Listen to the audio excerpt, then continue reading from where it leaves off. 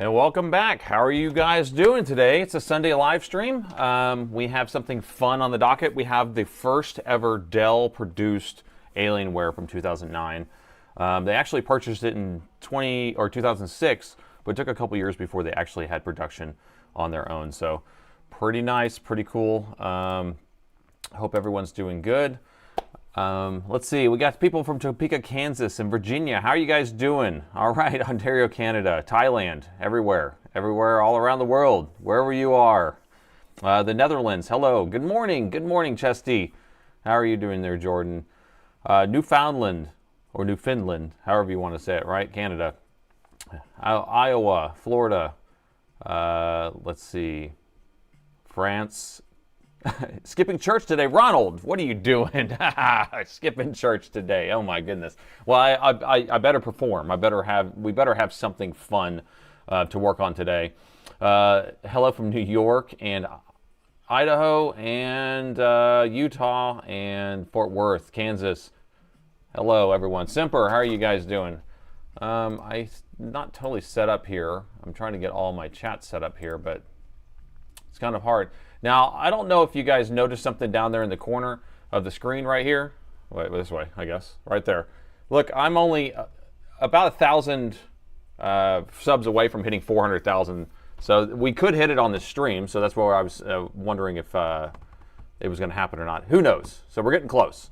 So we'll see if we can make that number go up and make it hit 400,000 during the stream. That'd be kind of cool in the next 4 hours. I'm sure it should happen. It usually happens pretty quick. So, hello, Montreal, Canada, Ohio. No subs. Okay, so is anyone familiar with this big giant beast that I'm about to work on today? Has anyone seen one of these things before? It's huge. It is so big, and it's 100 short, not 1,000. Yeah, so you're right, 100 short. Math is hard. It was last night I was looking at it, and it was a lot further away. So, and I was like wondering if it was going to line up with the stream today, and it looks like it's lining up. So, 100 to go. But this guy is so big, I just can't even believe what we're working on here. So we're going to get to this big giant heavy thing, but this thing was actually produced by Dell after Alienware purchase. So this is their own like actual design. Other than that, prior to that, it was still actually the internal Alienware designs. Look at you guys, Costa Rica and Uganda. Balsna, I don't know how to pronounce that properly. I have two of these 18.4-inch monsters. Gosh. Everyone on YouTube subscribe. Yeah, we'll see if we can go up. Most of you guys are already subscribed. That's the problem, you know. So it's like anybody who's actually here is already subscribed to the channel. So it's not like it's going to be super helpful there. But if you can get new people in there, that'll work. I got green juice today. Yes, I did bring a bottle in. And so I actually have my brain juice, which will help out a lot. So that is good. Hello from Tennessee, South Africa. Yep, subscribed. Idaho. It's going up. It's fun to see it actually go up as we go, so that's kind of nice. I subscribed with the kids' account to help out. There you go. Subscribe on all your accounts. I have another YouTube account. That's funny. It needs bourbon in that juice. Oh my goodness. I'm 57 years old. Everyone, don't let me unsubscribe and resubscribe to see it move. That's funny. Anyone heard Framework laptop? Yeah, so Framework laptops are great. So Framework is a company that makes a serviceable laptop that is built to last that you can actually upgrade. So you buy one form factor, and then you can, it basically everything's modular. So you can have that laptop for 10, 15 years, and you can still upgrade it. So you can change the motherboard out. You'll be able to change out the screen. You'll be able to change out the palm rest. You'll be able to change out all the components because they are kind of switchable. So definitely something I'm interested in looking at, but I haven't. I need to reach out to them and see if we can get one sent over to take a look at it. Hello from Palestine. That's not too far, or Palestine, right over there near Rusk, Texas. I had some family there. Hey, we got a new coolest fan. Wolfie just resubbed. How you doing there, Wolfie? Wolfie. I like the stream, viewers into the stream. Hello, Nathan in chat. Hello there, Undergrow. Welcome from Cincinnati, Ohio. Forward and reverse compatibility. That's right. That's right. I need some green brain juice. If no one has this green brain juice, this is apple, celery, cucumber, kale, collards, and lemon. I bought 3 of these last Wednesday, so I had enough. But this stuff helps. No poll today because we are just working on this one. But if we do finish this one up, then we'll go to a poll. I can put a poll up to ask you if we're going to be able to fix it or not. And we'll go over the backstory and all this stuff in a second. I'm just letting everyone pile in here. Looks like we only have 88 to go, or 92 to go. Math is hard again. 92 subs to go to hit 400,000 subs on YouTube. Delray Beach, Florida. Oh, it must be beautiful there. Hello from the Netherlands. Good day, mate. Brain sludge. No coffee. I do have coffee too. So I have coffee, I have green juice, and then I have my water with some electrolytes in it. So I got everything. I'm ready to go. I have to stay focused. I have to lock and load. I mean, 4 hours is a hard thing to just sit there and just keep rattling away and talking. The only problem is if it makes me have to go to the bathroom. Coffee and bourbon gets your brain in gear. Hello from Bulgaria. How was the ride yesterday? The ride was good. I didn't ride too far. It started raining at the end of the ride, which was nice. I mean, that's why I was like outright. So if you missed it, I went mountain biking. I put a post yesterday. And I have a mountain bike trail that's near my house. It has about 18 miles of mountain bike trail. So I only did like a third of them or something like that. I know them like the back of my hand. I can ride all those. It was pretty hot. I was very, very hot because it was humid, and then it started raining towards the end. And but you know, it was good. I'm sore. My legs are sore. And then after that, I went bowling. Boy, my arm is tired and my legs are tired. I was sweating. I bowled 6 games in 1 hour and averaged about 204 or something like that. Not my best. Not my best. Plenty of pulls in Europe. Hello from Argentina and Romania and Washington and how do you say Salavja? I don't know how to say that. Well, welcome. Welcome. Okay, you're using 26H2 on a huge Pro Max Plus. I have not even looked at 26H2 yet, so we're still on 25H2. This is your first live stream. Well, everyone say hi to Emerald. Welcome. This is going to be a little bit different one because we usually have a vote, and I work on kind of laptops randomly. Well, this one, we're going to start with this one. If we're able to fix this pretty fast, we'll move on. But hello from China. So, good morning to Roman and me. Robert, how are you doing, buddy? Hello, Roman. Shout out, Roman. The Highlands of Scotland. Hello. Romania, too. Another Romanian. All right, so let's get going. It looks like we got about 500 people here. So this is a laptop that was produced by Dell after Dell's merger with, or I guess they purchased Alienware in 2006. And Alienware had their own kind of styling, and then Dell purchased it and kind of changed it out a little bit. Johnny just sent 5 gifted memberships on YouTube. Thank you for that, Johnny. I appreciate that. So Leah, MC, Coco, and Co and Peter all just got gifted memberships. I appreciate that. That was really nice of you. Thank you so much for that. That does help me out a lot and help them out. So Dell purchased it in 2006, and then this is their first laptop that they actually designed under their ownership. And so this is the M17x, so it's a 17-inch laptop. Freaking heavy. I was going to put it on scale beforehand, but I think we're at 15 pounds or something. Let's see. Is it as much as my bowling ball? Yeah, so we're getting close to that. So, yeah, that's what bowling ball do you throw? I have a few hammers. I have a lot of storm balls. So it's just a bit. I have 6 balls I took to the alley yesterday. So, you sent a Latitude 3540 for the stream. Okay, well, if it makes it to my desk, if it's a motherboard repair, then it will make it to the stream. If it's not a motherboard repair, I generally don't work on it. I have my other techs do it. So just to let you know, dang, what a beast. Yeah, so it is heavy. Now the backstory on this one is a lot of words. You guys, do I like words? Do I like words? Look at this, bro. Look at this. Have I read all these words? No, I have not. I don't even know what to do. I need someone to summarize it for me. This is too many. This is This is a oh, V1. Thanks for the tier 1 sub for 3 months. 6 pockets. Hey, I have more balls than 6. I only just took 6. That's all it is. That's a lot of words. So okay, so the gist I got from this is that they purchased this on eBay and as a working machine, but was told that they needed to clean it out because it was dirty. And so they took it apart to clean it out and put it back together. It doesn't work anymore. So my other tech looked at it.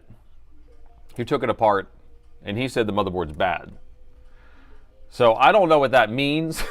I don't know what this guy could have done to blow out the motherboard besides ripping chips off the board. Ali, thanks for the cheer, the 12 cents. Appreciate it. Does not work, written in 2 pages. Yeah. I mean, there's a lot of words. We can zoom in here and you guys can just, I know you guys are better at reading than me. Phonics is not my best friend here. But oh my gosh, I just can't even, my brain can't even process this. Whether the former owner said, I bought it on eBay. I learned that any motherboard, laptop, or desktop console that I purchased, unless new, needs to be cleaned. Okay, so he learned that. Sorry, I shouldn't point because it's making it unfocused. The laptop did turn on when I got it and booted to Windows. That's all we need to know. That's all I think we need to know, right? It did work, and now it's not working. No worky, no worky. Summarized in 20 words or less. That's what I need. I need it. I need summarized in 20 words or less. So, and yeah, or you can read the first paragraph and the last paragraph. As far as a donor for parts, disassembly, bias, blah, blah, blah. I don't know what it is.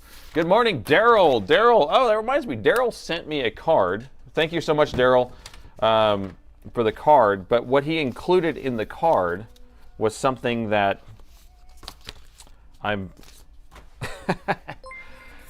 He sent me some Betty White stamps. Betty White stamps. Look at this. And you know what, Daryl? This exact time when I opened this card that you sent me, I have just made a Betty White test install of Windows. So here's my Betty White themed install of Windows. Betty White from, you know, from the Golden Girls, because we're following all the Golden Girls themes. So appreciate that. Wait, who just said something else? Need the Cliff Notes for that. Yeah, that's 100%, man. Yeah, but I appreciate that, Daryl. That's going to be awesome. So Betty White stamps, I will put those to work. Betty will be shipping some mail for me. That's right. Betty will be sending some stuff off. Maybe I'll include some with some people's purchases. Ask AI to summarize. I wonder if we can do that. Let's see. I don't like it. AI is just crazy, but I wonder if AI will be able to see all these words here. Let's see. Let's see if we can get a good screenshot on this. Let's see if AI is useful for something. So I'm going to take a screenshot of that.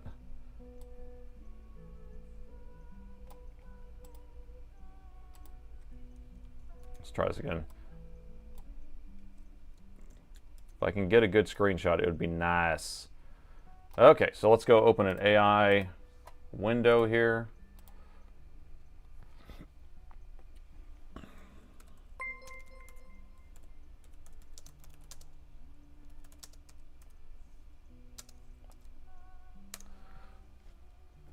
Okay, summarize this for me. The main problem, oh wow, that was quick. It's funny because it already OCR'd it that fast. I mean, I don't even, the main problem with the laptop, does not power it on at all. No fans, no lights, no nothing. Initial tests have received it, was successfully booted up and booted into Windows, then shut down during video playback. Oh, then it shut down during video playback because the power supply lacked sufficient wattage. Do you think that that's why it shut down, or did it shut down and break? And then the author cleaned it, took apart worn pads and all this stuff. Mysterious magnets. During disassembly, there was 2 loose magnets inside the machine. Let's see. Missing parts. They purchased without RAM. General consensus is online suggesting the motherboard is dead or the processor likely. They also suspected there might be simply a broken power button or disconnected cable. All right. Well, there you go. AI was useful for something. Oh, that was a lot of words. And it read it in 2 seconds. That's how smart it is. All right, so it was the same amount of words. It was just written differently. For some reason, it seemed a little quicker to read. VD, good morning. How was your mountain bike ride? It was great. Yes, I rode about an hour and some, and then it's probably, I don't know, 7, 8 miles. And I'm sore, but it was good to get out on the trails, and it started raining. So, do we have a spare RAM disk to install? Okay, so I do have a test machine for this. I grabbed one from the warehouse, so we do have another laptop, the same model. And mine looks a little different, actually, but I always have one of every single machine. So here's my version of this laptop. It's silver. And that's it. But basically, because I specialize in Dell, I have one of every single machine that Dell's ever made. So you go out the warehouse, there's 180 or 250 or 400 machines. I don't know how many there are. They're all sorted by the machines themselves. Thanks for the cheer there, Thrill. And so, anyway, so what we're going to do is we just need to kind of go through systematically and figure out. This machine apparently did turn on until he took it apart. And I don't know what's wrong with it. So we're going to go ahead and pull up the spike meter. So power meter's pulled up. And Simper, I did end up adding a command today for all the mods. You can actually type in spike, and it turns on and off this part. If you type in meter, it turns on and off this part. Okay? Johnny, membership for 5 months. Thank you for saving another laptop membership. Hope you're feeling better. Let's save this rare laptop. Work your magic, Nate. Work your magic. I will do it. I will do it. Did it work, Simper? Yeah, I guess so. I didn't see. Lowercase spike. I don't know if a capital spike works. Oh, it does work. Okay. So there you go. So that meter's up and running. And let's go ahead and plug this in. One day we have to have a tour of your warehouse and your museum. And so I've done a few different tours. Maybe I should do like a real video. That way we can just post it on the website. Or not on the website, on YouTube. And then that way people can go through and watch it. The museum, we have about, I don't know, 12 laptops from 1991 all the way to 2007 or something. Oh, right, we need to do an intro. You guys, keep me safe, but keep me right, honest. All right, so this is M17x from 2009. All right, new day, another laptop that needs to be saved, and we got an oldie but a goodie. This one's from 2009. This is the first Dell-produced Alienware laptop. It's the M17x. Now, it is heavy. And this customer actually purchased it on eBay as a working laptop, but took it apart to clean it out, put it back together. No longer turns on. I haven't taken a look at this yet. Let's take a look together and see if we can get this figured out. Oh, that was a pretty good intro. I think that was pretty good. Yeah. Okay, I feel good about that one. If I can do the intro, I usually feel pretty confident I can fix it. But you never know. You never know. But again, I don't know what I'm going to say when I do it. It's literally just like boom, boom, boom. It's coming off. It's flying out my brain very fast. Okay. But then I run out of breath sometimes because I start talking like this. Blah, blah, blah, blah. I should donate my Inspiron 6000 for the museum. Yeah, I don't have a 6000. Yeah, 6000 would be nice. Okay, so what we're going to do, this laptop, first thing I'm going to do is see if it turns on. Now, I already had my other tech look at this. He did confirm that the machine does not work, and it probably is a motherboard. It doesn't power on. Now, we can even go over the features of it before we actually start looking at it. That might be kind of fun too, because this is a rare beast in general. So on the back, we have air vents and we have a power jack here. It is the standard 7.4. I don't know what wattage this thing takes, but I'm going to plug a 240 watt charger into it. All right, on the side, we have 4 microphone plugs, so it's going to be input outputs. We have 2 USB 2.0s, it looks like. No, they're not 3.0s. It does has an SD card reader, and that's a PCMCIA slot or a PCI Express card slot, and a slot loader CD-ROM drive. So if you need to be able to stick something in a slot, you got it right here. You got it right here. Green juice is what makes the intro. That's what it is. I need to start drinking green juice all the time.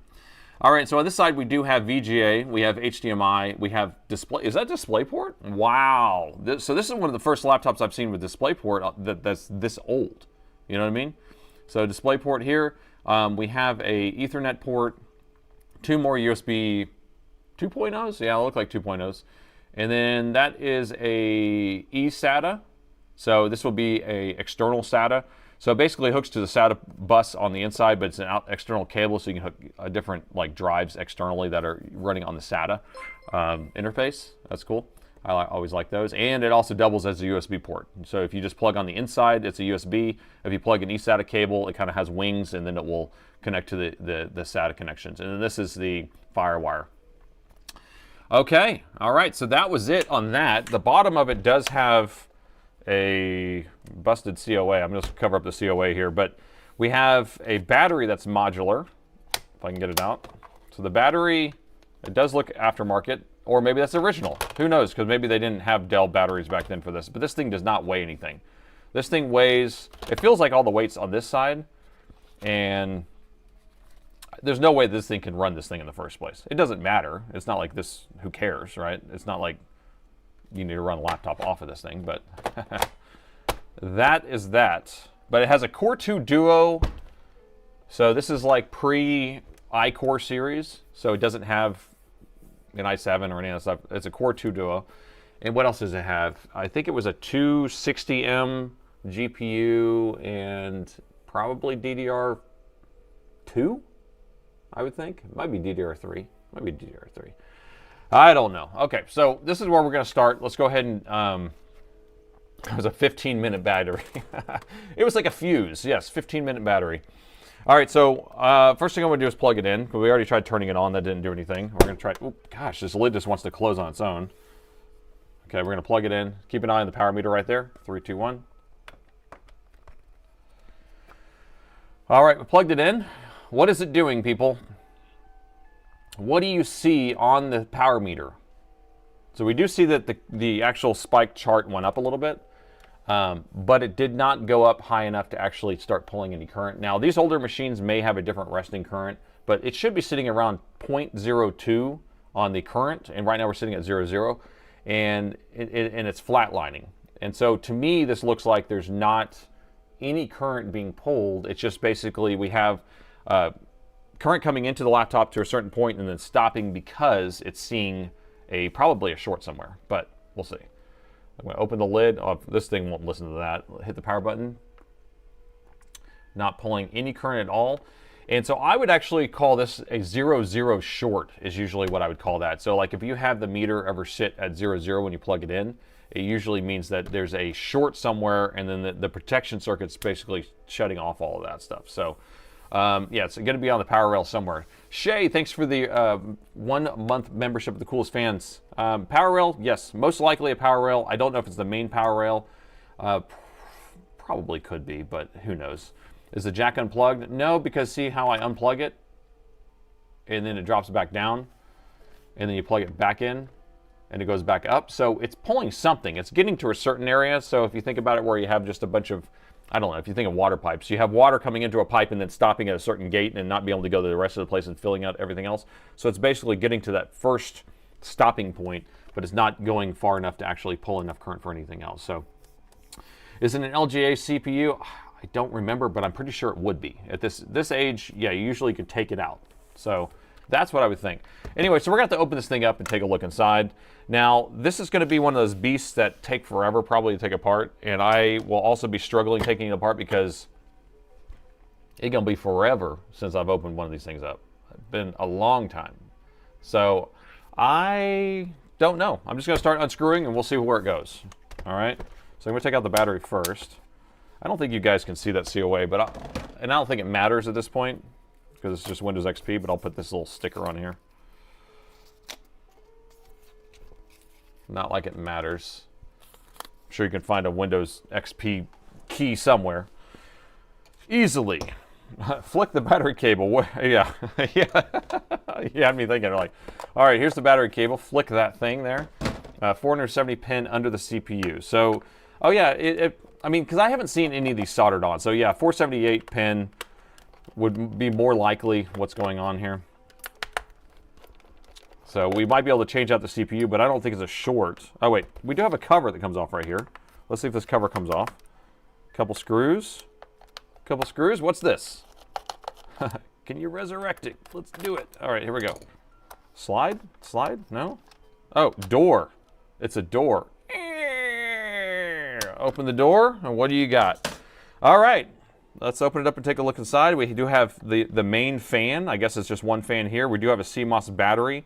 We have 2 sticks of something. Looks like DDR2, maybe? DDR3, 4 gigs. So we have 8 gigs of DDR3. It looks like you can put a second SSD here, or hard drive, HDD. We do have one populated. Let me see if it actually is an HDD, or if it's a SSD. Did they upgrade it? Feels kind of firm. Usually the firm ones are the hard drives.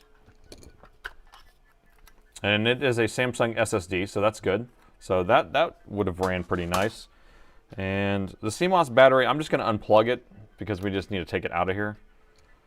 And then, can we just take this fan out too? I want to see if we can measure the main power rail or something like that. We need to get to somewhere where we can measure. It would be nice. Easy access for everything. This isn't too bad to work on at all, is it? Look at that. Here, we'll take out the RAM too while we're at it.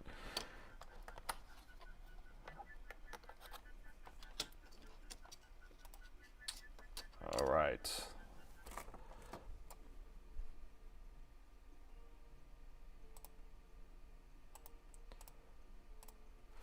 Okay, so let's see. Now I don't know where to go from here. I haven't taken any of these screws out before, so I don't know if we have anything to measure with yet, but we can take a look, see if we can see anything. But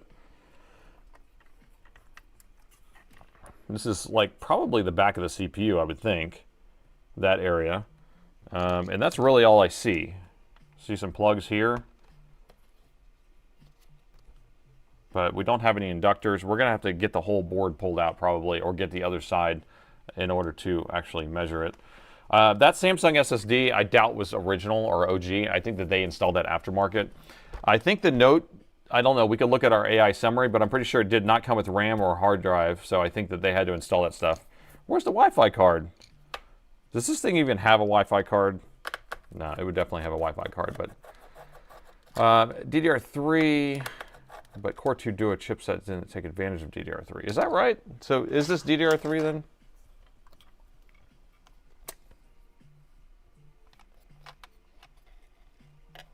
PC3 says it right there. So I don't know where you're getting that information because it definitely has it. Oh, look at that RAM. Look at that. The capacitor is all crooked. What's up with that? What's up with this? Feng shuied. This one's feng shuied too. Why are they doing it all feng shui type? I don't understand. Man, somebody hand soldered this stick of RAM together. Was this like a build your own DDR3 kit? Look at all these sticks. Look at all this stuff. Okay, build your own DDR3 RAM at home by Mattel. It's like an easy bake oven, but you just build your own RAM. Yeah, okay. That's pretty interesting. Let me look at the other stick. Battery would have been by Dell under parts. Under the part number. I don't know, maybe. Like, right, it seems like they would have done it under that, but we could see. This is a different brand of RAM, and it looks like they did not build this one themselves. So, I don't know. Lifetime warranty, huh? Oh, nice. Pretty cool. Pretty cool. Samsung QC. Nothing but the best. All right, I'm just going to start unscrewing some stuff here, if I can find the screws. Swap the RAM and restart the computer. Well, let's just take out the RAM and then plug it in. I just want to see what it does.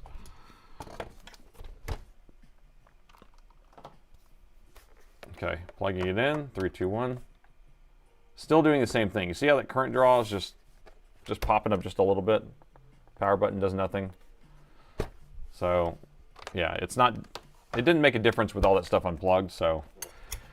This laptop is a pre-Dell Alienware. No, this is the first Dell-made Alienware. The first year. So if you look it up, like I went and looked it up. So M17x was the first year that Dell actually produced the Alienware. Do I have all these screws out already? All right, so we need to take this palm rest off. Power button might be unplugged. It could be. All right, so this is an ingenious design here. I think, yep. So you have to unscrew the screws on the bottom, but then this comes off like this and slides out. And there's cables underneath here. Okay, so yeah, the power button ribbon cable, or not, the touchpad ribbon cable is not connected. The Wi-Fi card and the Bluetooth card, we have those two here. So I'm just going to take this out of the way. Now what? Does this come off? Now what? I bought this one in September of 2009 in the UK. All right, so here's a power button. So the power button module's here, and let's see. So the cable was plugged in there. I just kind of had it come out. But let me get the keyboard out, and then we can kind of play around with it. I don't know if it's a battery issue, I mean a power button issue or not, because the way that the current's pulling, it doesn't look like there's enough information or enough current going to, you know, the chips that it needs. M17X series features a Core 2 dual or quad. Well, the M17 series, yeah, so if it's an M17X R1, which is this one, that's a Core 2 Duo. Then the R2 was the first gen i7, and then or maybe I guess the second gen i7, and then the M17X R3. They went all the way up to a M17X R5, which was the R1 of the M17. Johnny with a $20 donation. Thank you for that there, Johnny. For the gadget fund, Nate. Thank you so much. Oh, I'll definitely put that to work there. So appreciate that. All right, keyboard's out. And then it looks like our power button plugs in here. I just want to look at some of the stuff. Oh, it has a separate graphics card. And you could put a separate one in. Oh, so this, okay, I got it. This one actually takes two graphics cards, CPU in the middle. So that fan we took out was actually just a CPU fan. This one has a graphics card on this side with a fan, and then there's a graphics card on this side for the fan. But there's only one graphics card in here. All right, I'm just going to turn this so I can get my microscope to reach. I'm getting it now, I'm getting it. All right, so here's our power button cable. And the ribbon cable could be bad because the way that it's bent here. So I could see that being an issue. So maybe. I'm going to put that in the maybe category, that it could be the power button ribbon cable itself. So whoever said power button, you might be on the right track. But we can trigger it on manually somehow. We're just going to have to kind of play around with the pins down there. We'll figure out what pin is what. I don't know what pin's what, but we'll figure it out. All right, so over here is our graphics card, and does it look like it's plugged in all the way? Maybe. I don't know. Graphics card may not be seated in all the way. That could be something. There's not too much to see under all this stuff. Here's our Wi-Fi card. Do you think our Wi-Fi card is the problem? Who says the Wi-Fi card is the problem? 9,500 people. All right, you predict BGA failures. I hope not. All right, so let me just keep chugging away with these screws here. You guys remember where all the screws go, okay? That's your job. I have to take the screen off first, actually. Let me take the screen off, get it out of the way. So integrated GPU, and then two dedicated GPUs in SLI. Boom. Yeah, and I don't know if the integrated GPU is part of the CPU, because I don't think they did that back then. I think it was part of the chipset itself. I'm pretty sure. Probably, maybe. I think it was the Core i7s, you know, or Core series was the first series where they started putting it on the CPUs themselves. They're all the same, right?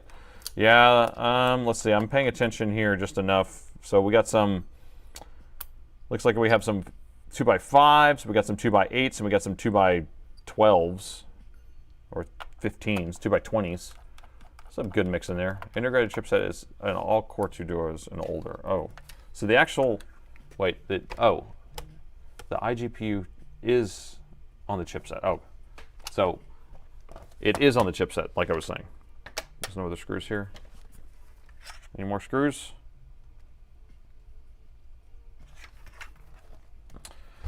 Oh yeah, only 70 subs to go to hit 400,000 on this stream. So if we can hit 400,000 on this stream, that would be nice. So anybody who is not a subscriber, that would be pretty cool to hit the button now, about now, while you're watching me unscrew these screws.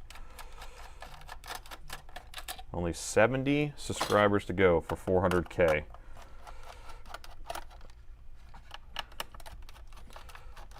Okay. More screws to go. I feel like this should come off by now. What am I missing? The screen does not want to come off. You clicked it. It did not move though. If you clicked it, it didn't move. There it goes. Now it's moving. 35. Okay. Why am I missing a screw? There's a secret screw somewhere. The screen is super reflective. I know, because it has a piece of glass on it. Yeah, you can see. I probe aliens. I probe aliens, man. Yeah, it's a piece of glass over it. I don't understand why this doesn't want to come off. No print day. Oh, maybe it's because it's hooked to the palm rest. And I thought that I needed to take it off of there separately. Sub 6 more times. Okay, we're at 42 now, so it's coming. More screws are coming.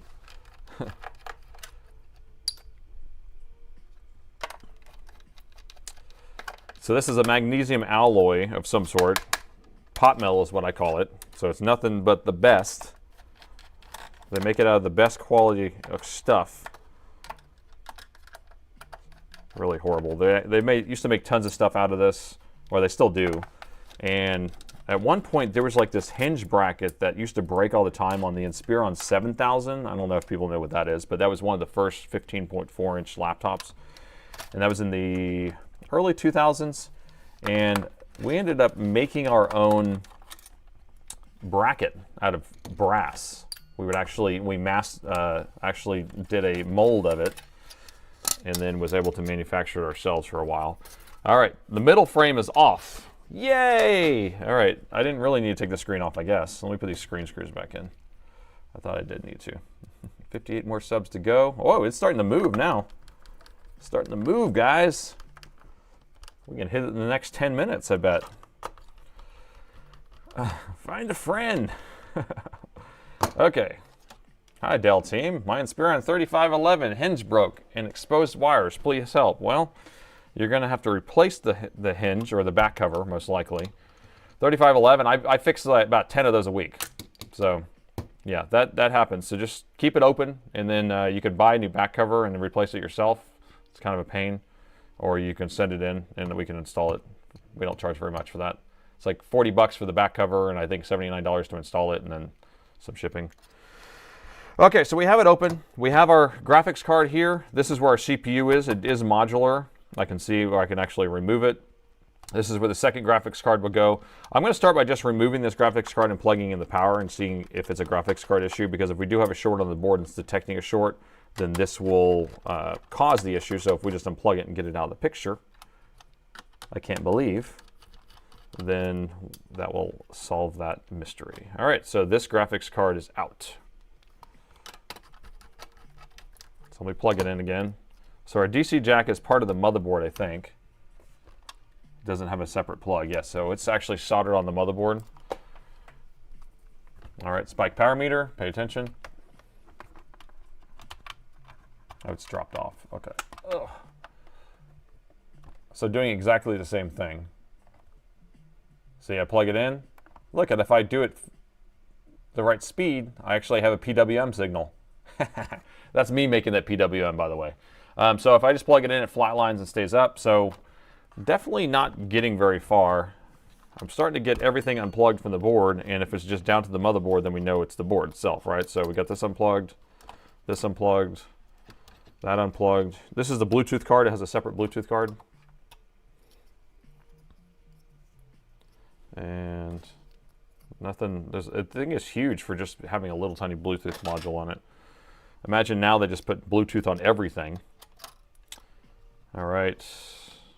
We have this is a whole daughter board here. We have our optical drive, our CD-ROM. Is this cables messed up?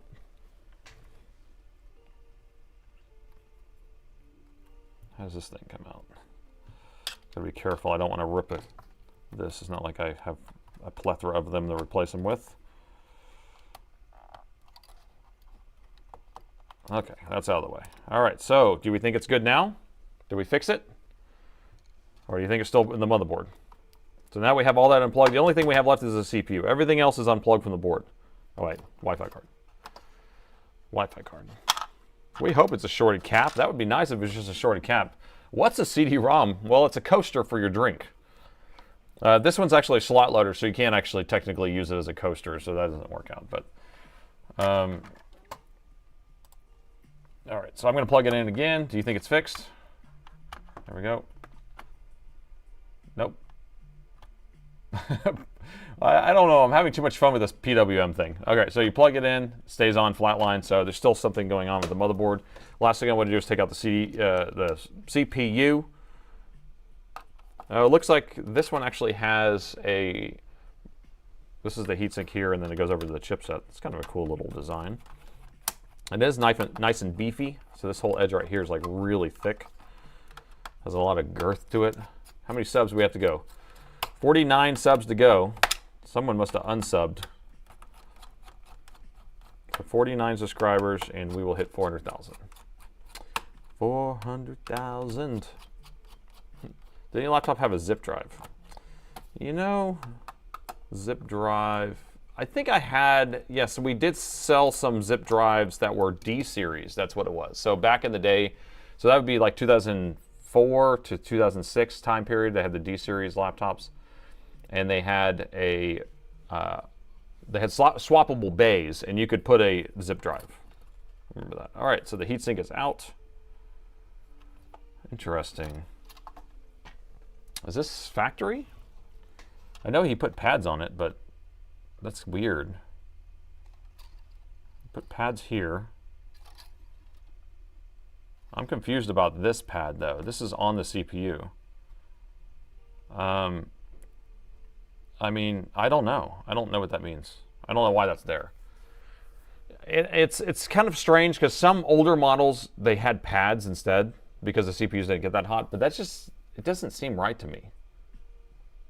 Is it putty? It's not putty. It's just like a sheet. I don't know, dude. I think this is just like a thermal pad, and this thing is huge and thick. Huge and thick, because you can tell that there used to be something on here. And I can tell you right now, if things are too thick, then you're not going to have the right type of cooling. Like if this presses down too much, then it will lift it up too much. I don't know, the CPU looks fugly too. What is going on here? What is this stuff that's on here? Oh, there's thermal paste on here too. You guys are going to have to riddle me that, Batman. Something's going on. Something going on. Don't know if I like it. So this is a 2.5 gigahertz, 3 meg of cache, 1066. So that's a good chip. That's like one of the highest end Core 2 Duos they make, if not the highest. Maybe there's a 2.8 they make, but 2.5 was on the higher side for sure. Unless there was a 3.0. Was there a 3? I guess you guys can figure that out. You'll tell me in a second.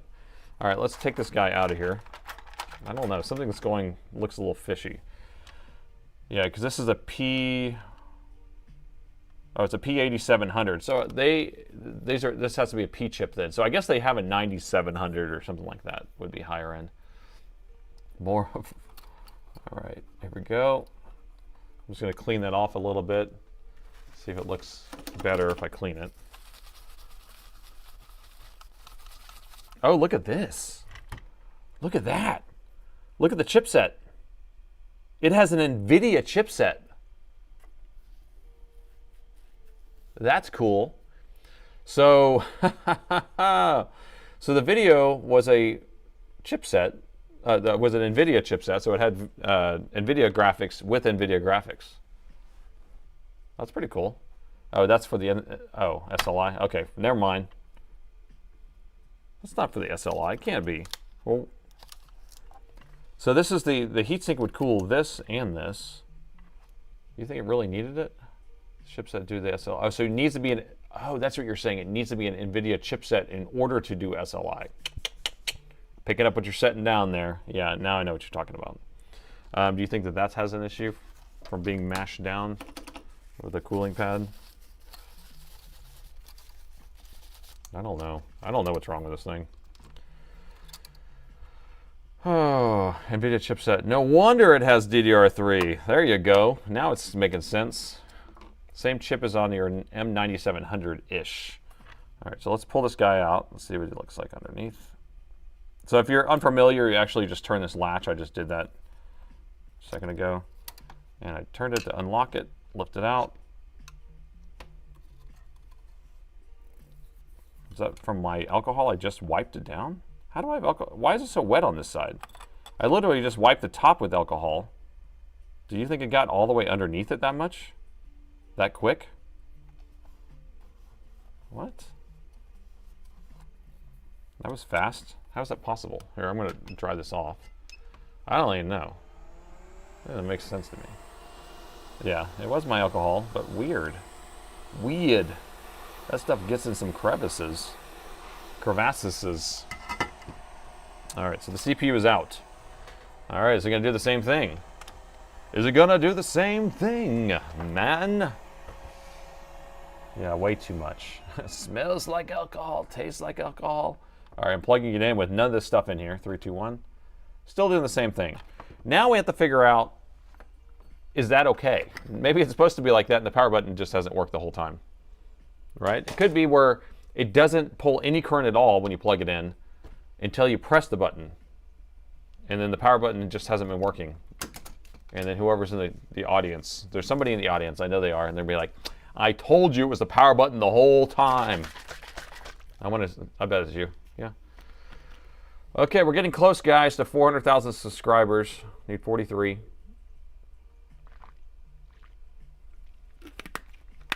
We got a Core 2 Duo, but it couldn't be a Core 2 Trio. You're ridiculous. Okay. All right, so I'm going to plug in the power. I'm going to start measuring some power rails. What we need to do is try to identify if we do have current going to our main power rail, and then if it's energizing any other power rails. Now, if we are starting to get our other power rails, then we know that most likely the board is going to turn on. But if we're not getting our main power rail, then we know that we probably have a short somewhere. We can also measure without plugging it in and start looking for shorts. Which one do you want to go with first? I don't know. I don't know. I always like to plug it in and measure for power, so that's what I'm going to do. Visual inspection. That's what someone wants to do first. Oh, that's right, because since someone has been in here, it did work at some point, and they took it apart, put it back together. Most likely there's going to be something that got ripped off or damaged, so you might be on to something there. And I bet that they didn't take this motherboard out. I bet they just took it apart to this point, cleaned it, and put it back together. So yeah, let's look around real quick. Let's do a gander around the board. It won't take very long. Just a little gander. And we're going to look for a DC jack that's been changed out. So there's a symptom or sign. So this is where the DC jack attaches to the motherboard, the Mo board, and definitely been changed out before. So we could probably reflow some of this if we need to. Like that doesn't look like it's super attached. This is going to be the positive. This is going to be the PSID pin, and these are going to be the grounds, I believe. I do declare. This one's probably ground too. But usually I think it's positive out here. That's going to be the PSID pin, which is the communication line between the charger and the laptop itself to tell it how many watts is coming in.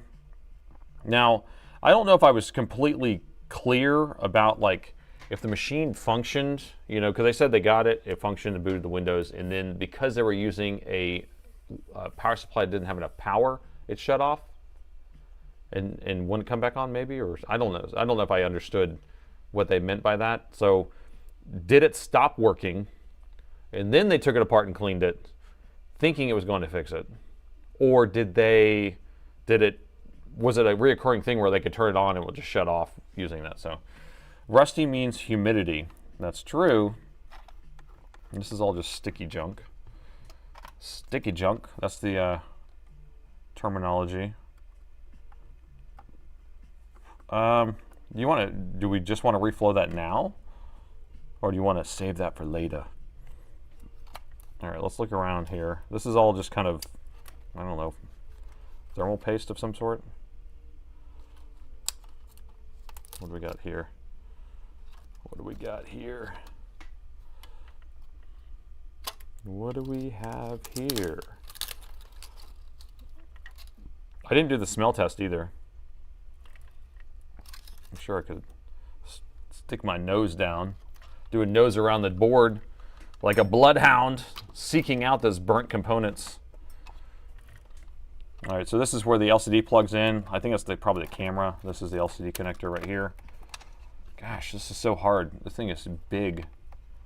That looks okay. It's not broken. Do we have ripped stuff here? Has that been changed out? Or is that regulation? Do you think that's regulation? It's kind of weird. I mean, it's fine, because I'm sure those pads all go together, but I don't know if that's what they do from the factory.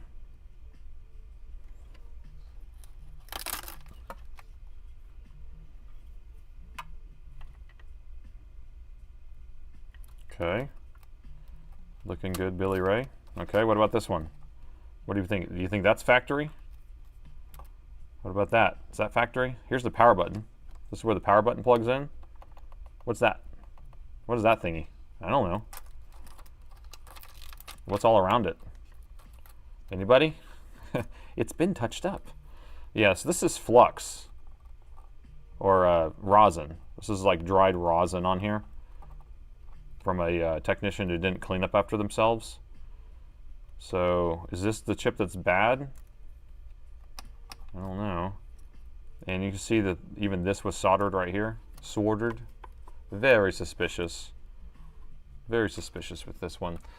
Well, we see evidence that it's been worked on. Now, he bought it used on eBay as a working laptop, so we know that it did work at some point. Oh. Okay, what's this junk? This is glue, maybe? I don't know what this is. Looks like a booger. Looks like a booger. Does it taste like a booger? That's the question. Sus. There's a lot of sus happening in here. All this sus talk. Making me hungry. All right, so under here, I'm really having a hard time moving my microscope around, by the way. This thing is so big. That's what she said. That I can't really get my probe around. I cannot probe around very well with this. It's so large. Plenty o' gooch. BD, you're funny. Plenty o' gooch. Thanks for that. All right, I'm going to turn it around this other way. I'm having a hard time probing. Yeah, look at this. This is like, look how big this thing is. And if I try to move this around, it's just like, can't get it to go far enough. It just takes up my entire area. Okay, I need an endoscope. Okay, here we go. Now we're on this other section here. We've already seen that. Already seen that. Okay, so this is a power rail of some sort. We don't know what it is. Is that a burn? Nope. And then over here, a couple more MOSFETs. All this stuff's under plastic, but what we want to look for is on this plastic if we have any burns. I don't see any burns, so all the rest of it looks pretty okay. First time I've seen the side camera, the old side shot. Yeah, I have a different Wi-Fi, or it's a cell phone over here that I put on a wide angle shot so I can see it from the side. And in all my videos now, I actually have the shot where I'm adding this to it. So now when I'm working, I have this shot where it's on the side. You know, I figure it's nice to have more angles. More angles are better than less angles, I would think. The thing is so big he can't probe around it properly. Yeah, that's right. Okay, let's get probing because I feel like we either need to find a short or we have some sort of power that's not going in the board properly. I'm going to plug it in right now though, and I just want to measure to see if we have voltage at the jack, and then we'll figure out if we have voltage everywhere else. Okay. Meter go. Haha, I was faster than you, Simper. Bam.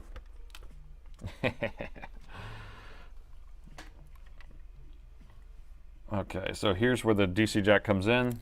This is janky jank. Gosh, I can't even get this thing close enough. This looks so jank. Concur? This totally looks like boogers, guys. Someone sneezed on here. All right, so I'm going to measure here. PSID pin has 3.1 volts.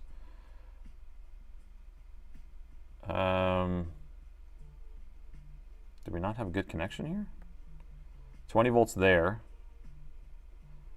20 volts there, but if I measure right here, okay, I was having a hard time getting a good connection there. And this is the ground on the outside. So we have 20 volts there. I just want to see if this 20 volts is coming so you can actually see this trace right here. Oh, gross. Here, can I clean the boogers off real quick? Let me unplug it. It's cheese. It's chip cheese. Clean and reflow. Should we just reflow it real quick just because it will look nicer? Okay, I'm cleaning it. It might just start working. Okay, I'm going to clean it. I'm going to reflow it just because I can't handle it. I can't handle it. You can't handle the truth. All right, so to reflow it properly, all we need is Black Horse Flux. So with Black Horse Flux, everything is so much easier. And smells better too. So everyone light their candles. So I'm just going to put this flux all over here. And when you're going to do this, what I generally do, let me clean my tip, is you're going to apply pressure to the side. So I'm going to press it over to the side right here. And then you can add some solder to it. What you're trying to do is actually heat the surface. Oh, this is some hard solder. I might need it. Oh, gosh, I'm pressing hard. Oh, what's wrong with the solder? There we go. So we got it heated up, applying pressure there. And then we'll do this one too. This is ground, so it's going to be a lot hotter, or it dissipates the heat, so you have to have a lot more heat. There we go. There we go. And so we'll do all the grounds all at the same time because it's going to be getting hot. Okay. Should I unplug the DC jack? I don't have it plugged in. I'm kidding. It's unplugged. All right, so those are done. And then we're going to do this one. So again, you want to apply pressure. And the whole point of that is you want to be able to make contact with that pin. And so I just kind of push the pin off to the side a little bit. And then that's it. There we go. Okay. And then we'll clean that off like good technicians. And then we'll brush it with our toothbrush. Brand new. Brand new. There you go. Doesn't look like anybody's been here. Okay, so now we can follow the traces, but look at the screw. Yeah, this is totally rust out. This is rusted. So we definitely have some moisture. I wonder if the other side of the board is like corroded or something. Like nothing happened. But what I want to do is like kind of figure out where this goes. So this is the 20 volt trace, right? So you see this whole thing right here, this track comes over here. Now, it seems like they would almost have inductors here, but they didn't put the inductors. Yeah, it says FL. Are we missing inductors? So they decided not to put inductors here. Who decided that, by the way? What engineer decided not to put inductors here? Normal plane of action, you have a DC jack, comes over here on a trace, then it goes through a couple inductors, then it energizes our protection MOSFET circuit, which we have a pair and a pair, then a current sense resistor, right? So the inductors here, instead they just decided to put a trace across here, so it just goes straight across. I'd say we cut this and put some inductors there. What do you think about that? Just kidding. Just kidding. It's fine, it will work. All right, so we're gonna measure here, see if we have 19 volts. Well, we have to plug it in first. Cut the trace and add the inductors. It's overclocked. Hold on, I gotta plug it in, sorry. There we go, plugged in. Let's go back to this. All right, so the current we're still pulling is at 0.0, or the 0, so nothing's happening still. We want to see if the voltage is making it here. Good, 20 volts. 20 volts, so 20 volts going into this MOSFET here. 20 volts coming out of this MOSFET. Come on. God, I'm trying to push over to the side because you have to make good contact. So it's not coming out of this MOSFET. It means it's not going into these MOSFETs, and it means it's not coming out of this MOSFET. So we have 0 volts on our main power rail at that current sense resistor. So now we switch our meter to continuity mode. So now it will beep when we make continuity. So I'm going to measure over here. We didn't have a short here because we had 20 volts, so we know there's no short there. Now on the other side of this, do we have a short? We don't. And right here, I bet we'll have a short right here. We don't have a short here. I was surprised. I'm totally surprised. It's unplugged from the wall. Yeah, it's unplugged. This is normally what you would have a short after these. So why is it not turning on? I don't know, and I don't care. So now we'll just jump a wire across here to here and then turn on the board. What do you think? The new short video is out. The new short. No, we're not going to do that. But why don't we have voltage at this point? I don't know. So it might be the power management chip, which we got to find, the BQ chip, because we either have something that's not turning on, right? So it means like we could probably power this thing on a battery if it's that type of situation. But I don't know. So I have to pull the board out to get the power management chip. So let's do that. Or to get to the other side of the board, because I guarantee there's going to be something burnt somewhere on the other side of the board, or a spill, or with that corrosion. We're almost there. We have a few more screws to go. So what's a few more screws between motherboards and a cracked cap? Well, there's no short on the power rail, the main power rail. I was very surprised about that. Like, I don't know about you, but when I usually go through that same process right there, I'm like, okay, there's no power here. And it was at 0.01, so almost 0 volts that were on there. The LDO could be missing too. So the low dropout power supply, the linear voltage regulator that actually powers all the chips when the board's off, that one could be not working. We could take out the optical drive, I think. How do we do that? How do I do this? Screws, screws, where are you at? Is this, okay, nice. Okay, this comes out. So this is a daughter board. There you go. Has all the ports. Modular. Here's our optical drive. And what is it? It's a DVD writer. So it's a DVD burner. Slot loader. But I get this out of the way so I can take the motherboard out. Get out of my way. There we go. So here's our slot loader, DVD burner. Okay, and the motherboard is almost out. Okay, MOSFET piggyback. We just stack them on top of each other. Well, Soren used to just flip them around. He's like, I don't know why it doesn't work, but I'm just going to flip this MOSFET around and it'll work fine. So we could do that. We can just force it to be on. All right, and the motherboard is out. Look at this beautiful motherboard. It's beautiful. So beautiful.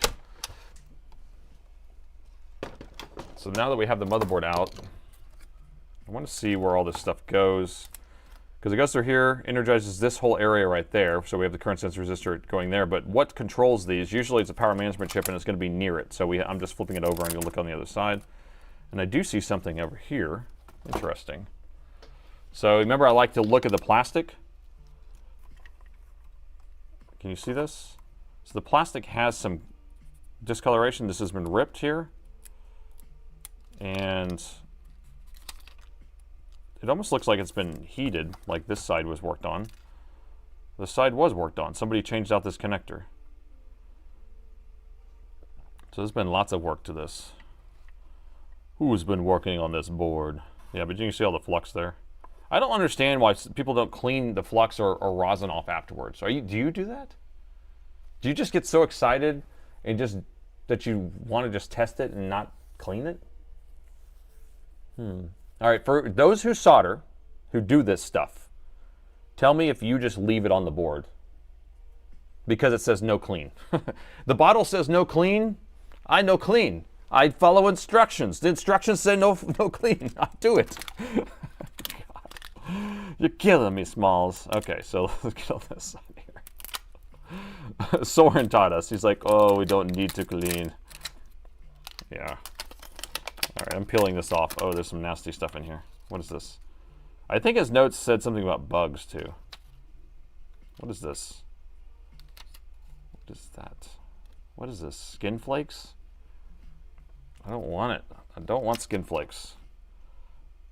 Okay. I guarantee I'm not going to know this power management chip. You guys are going to be the expertise on that. VD, leave no gooch uncleaned. We'll get all sorts of rips on here, so that means that this has been peeled up at some point. We can probably read the fingerprints and figure out who did it. Who peeled this back? I haven't found a power management chip yet.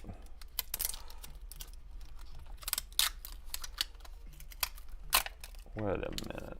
What is this? Someone wrote their name here? What is that?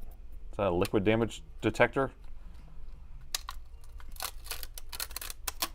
I don't get this. I'm going to peel this whole cover off here, because this is not super easy to work on whenever you have this thing in your way. So just remember to put this back on. No reference clues yet. Well, I'm telling you, there's going to be hairs, there's going to be fingerprints underneath here. If somebody's taken it off. You can see that it's been taken off. There's like kind of marks here. So I know this has come off at some point. And put back on.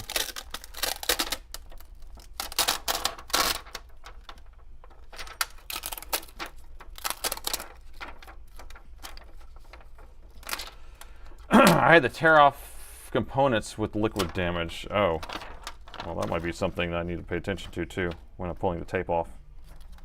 Huh. Well, if we see something torn off here, then we'll know that it came off at that point. So now we can look around here. What is this? Does that say BI? Bye. Like, sucker. I got you to work on this machine. What did I get myself into? So here's our EC chip. So it could be an EC chip issue, I guess, but is that our BQ? No? It's not BQ, it's a Maxim. We need our BQ chip. Where's our BQ chip at? Anyone? Anyone? I don't see it. What is that? Don't know. I don't know. All right, we're gonna have to start just measuring around to see if we can find a short somewhere. But I mean, is that it? I can't see what that number is, but 8731 AE. 31 subs to go to hit 400,000 subscribers, guys. We're gonna hit it on this stream. We only need 31 people to go press the button if you haven't subscribed already. Okay, marker, inspected by 14. Oh, that's the inspector. Okay, inspector. How was cycling and biking? It was good. It was good. I was tired. I got hot. It was definitely hot. And then it rained at the end, so it was very humid. I didn't crash. I never crash, at least. I can't read that number, but I don't think that's it. All right, so... yeah, thank you for that donation there, Cool Breeze. Welcome. All right, I don't see anything on this side, guys. What are you thinking here? Do we need to peel all the rest of this junk off of here? God, I don't want to. I don't like it. No, sir, don't like it at all. Someone called Inspector 14. Ah, Inspector 14, you know exactly who you are. He inspected this motherboard and damaged it. Inspector. Excellent. He's an excellent inspector. God, this is going to be like a jigsaw puzzle getting this back on. Okay. Anything? Anything? Looks really interesting out of here. Check for shorts. That's what I want to do now. Because I'm grasping at straws. Now, I want to find the BQ chip. The most beautiful BQ chip ever, if it has a BQ chip. There has to be some sort of power management chip. I mean, our input circuit is right... where'd it go? Where's our input circuit? There's our battery. Oh, here's the battery connector, so maybe it's near the battery. That could do it.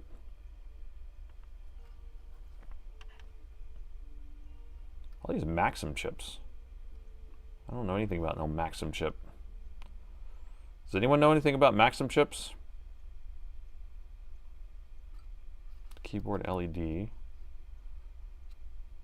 There's our BIOS. Could be a BIOS issue. Some more boogers. 8 amps, some Max. Inspector Nate. Ah, Inspector Nate is on the case. All right, I'm going to start probing. Probing time. Going in hot. All right, so we're going to probe all these. We're going to find all the inductors on the board and just probe them just in case we have a short somewhere. So I am in continuity mode, I think. Yep. Let me see if I have a good ground. This is not good. Okay, so I'm going to hold it down. A lot of times I just stick them in the hole like this, but it looks like that's not working. So I'm going to hold it there because it looks like it's isolated. Ah, darn it.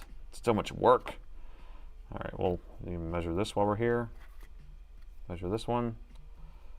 Nope. This one.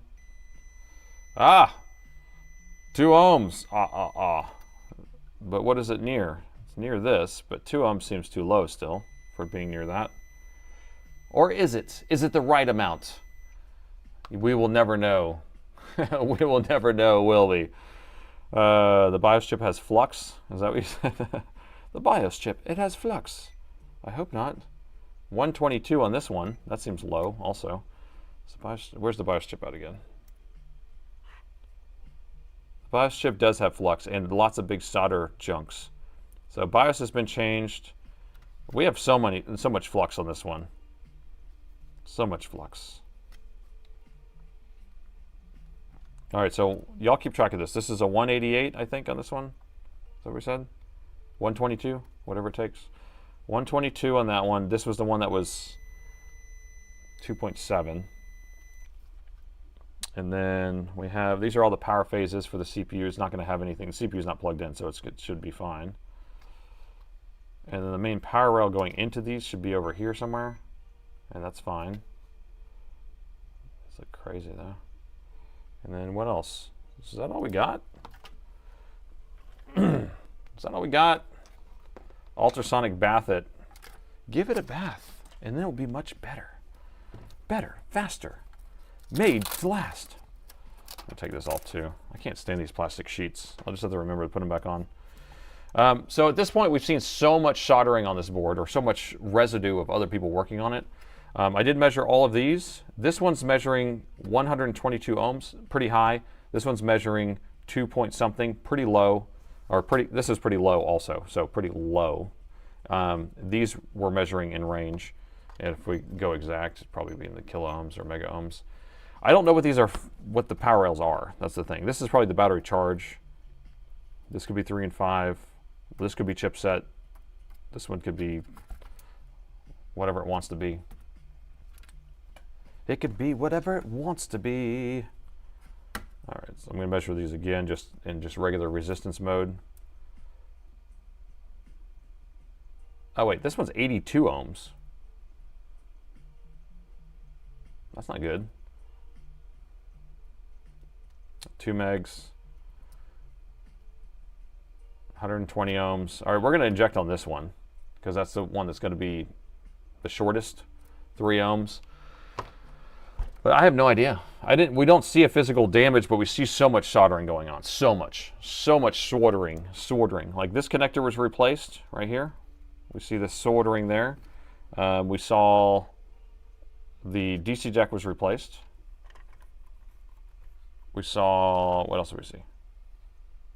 We saw the BIOS chip was messed with. We saw this other chip over here. Yeah, this chip was changed out. Whatever that chip does. It's time for a hot tub. Hot tub! Well, I don't have it turned on right now, so I don't know. And we never found the power management chip. So what is the power management chip? Where is it? Anybody know? What type of power management chip would it be? Like something has to control these guys. And this comes through here. Ah, look at this. So I'm just looking at the way that this goes. So we have 20 volts through here, comes through there, goes through these guys, comes across over here, goes through a current sense resistor, energizes this whole track here, and then goes across there. These inductors energizes this track that does the CPU, and comes down here. So go across here. Is that right? Are these connected? Those are not connected, but it goes across this place and then hits this via right here, and then these vias, so it goes to the other side of the board. And then that's what energizes this area here. So this is going to be our 20 volt track. And that comes, probably goes across all of these things here.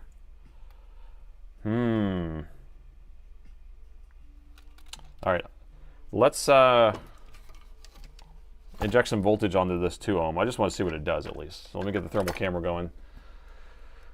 I'm pretty sure it might be U45. So U45, was that towards the center of the board? I didn't really get to look at any of the numbers here. But you think U45 is the one, huh? It's the wiener. U45. Where you at, buddy? Where out thou, U45? I don't think we have a board view for this thing, do we? That's the TI chip, U47. Soldering is poor, seems to be bridged pins, okay. All the volts. Love the channel. Thank you there, Darren. Darren Steels, man. Got MOSFETs. I mean, does anyone know these chips right here, these Maxim chips? What are they? Are they just buck converters, or what are they?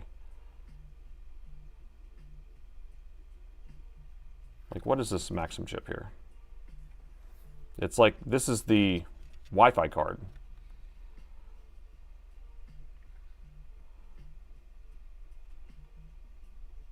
There's an SMC over here.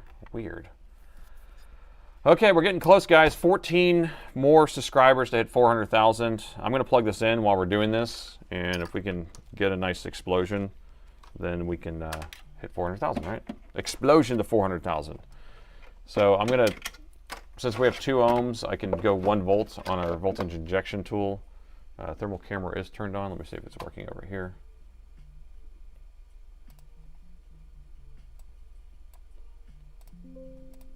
Not yet. Not yet.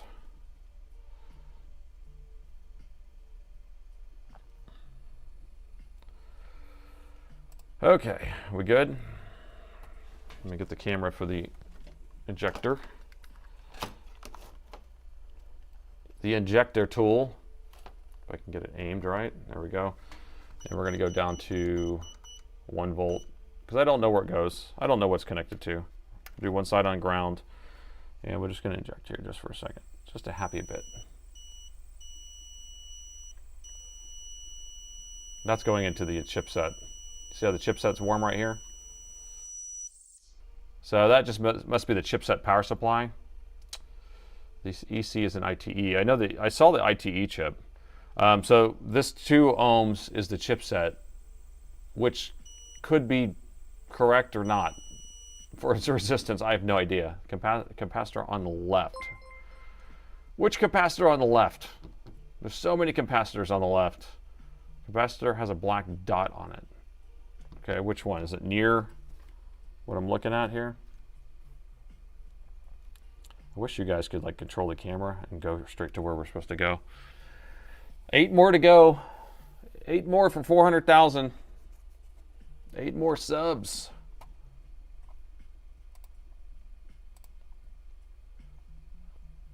All right, it looks like we had a poll for, is this your first stream? It looks like 8% of you guys is your first stream, or actually on YouTube it's 14%. So that's actually a higher number than normal. So welcome. I do these streams twice a week, Wednesday at 6 p.m. Central, Sunday at 9 a.m. Central. So you get 8 hours a week of this, and you can just pop in, just stop by for a little bit. It's low commitment, but it's a lot of fun usually. Depends. Like this one, I don't know how much fun we're gonna have, but if we can get this thing figured out, it'd be nice. Okay, so PC85. Okay, so 2 capacitors go back, okay. So is it towards the center? Here, let me go back right here. I'm gonna go overhead. All right, so is it in this area? Quadrant 1, 2, 3, or 4? Oh, 5 more to go.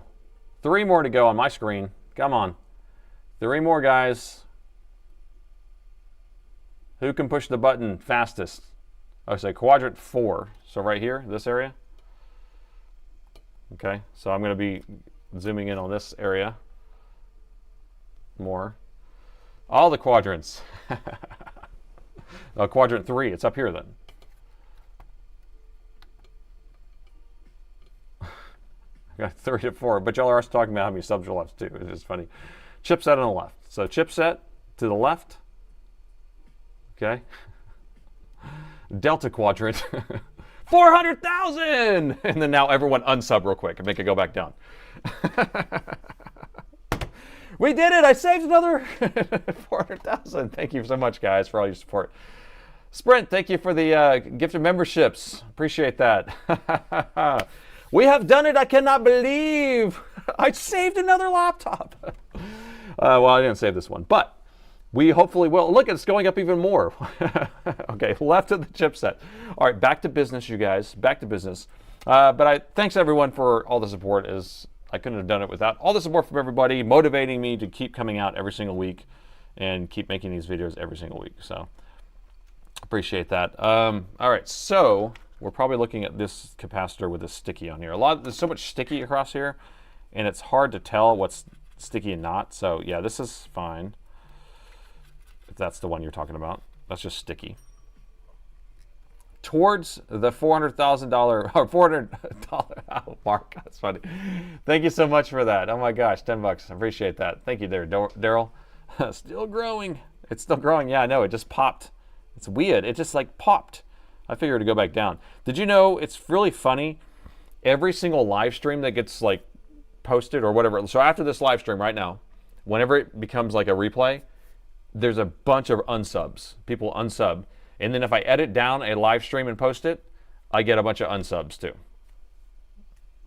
People don't like live streams.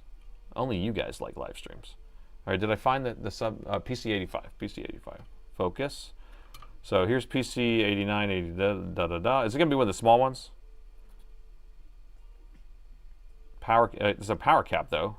This one. Yeah, that was there's just sticky on here. I see what you're saying. I pick it up what you're setting down. Yeah, it's just sticky. Good eye though.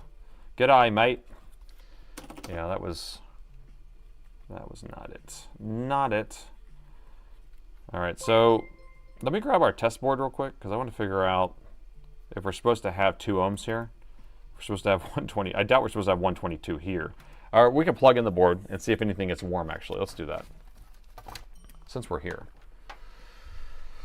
Oh, 400,000 mark. Hope for many more. Thank you so much for that. 20 pounds. Appreciate that. That's awesome.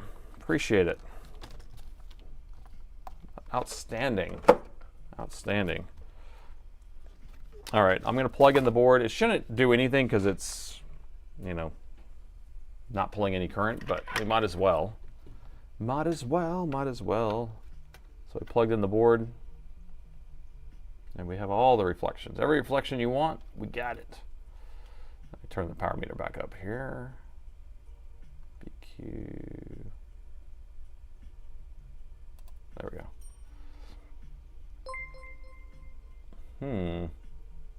That's not that. Sidebar. BenQ. Okay. Wait a minute. There we go. I'm trying to figure out. What did you say here? Inspected by 14. 6767 cheer. Thank you so much for that. All right, so I'm just looking around to see if we can find anything that's warm. Now, it's hard. There's no current getting pulled, so it's hard for anything to get warm. I do not see why anything would get warm here. And I'm interested to know if I'm going to unplug it, plug it back in to see if we see anything like right when we plug it in or not, but Peter, thank you for that. Redo the work that was done if there's a short. Yeah, if there's a short, if we can find the short, but we don't know. Oh, you're saying just redo all the other work.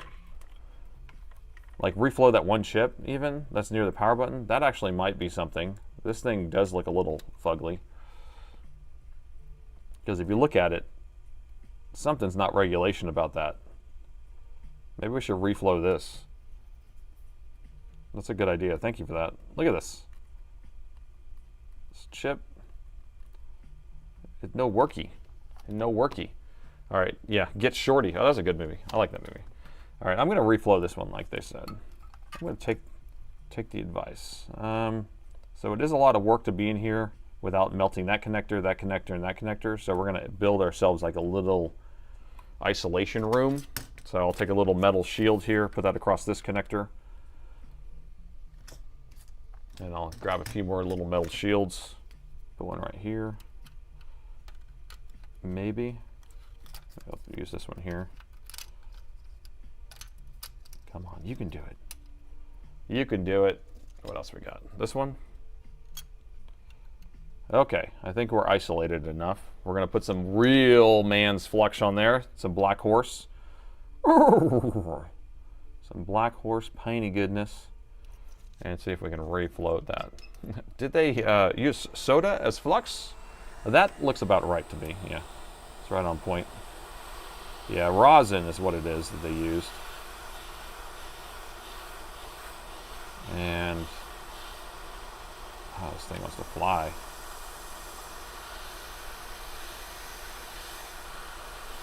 I just don't want to melt anything here. Oh, I'm only at 300. Let me go to 400. Going up to 400.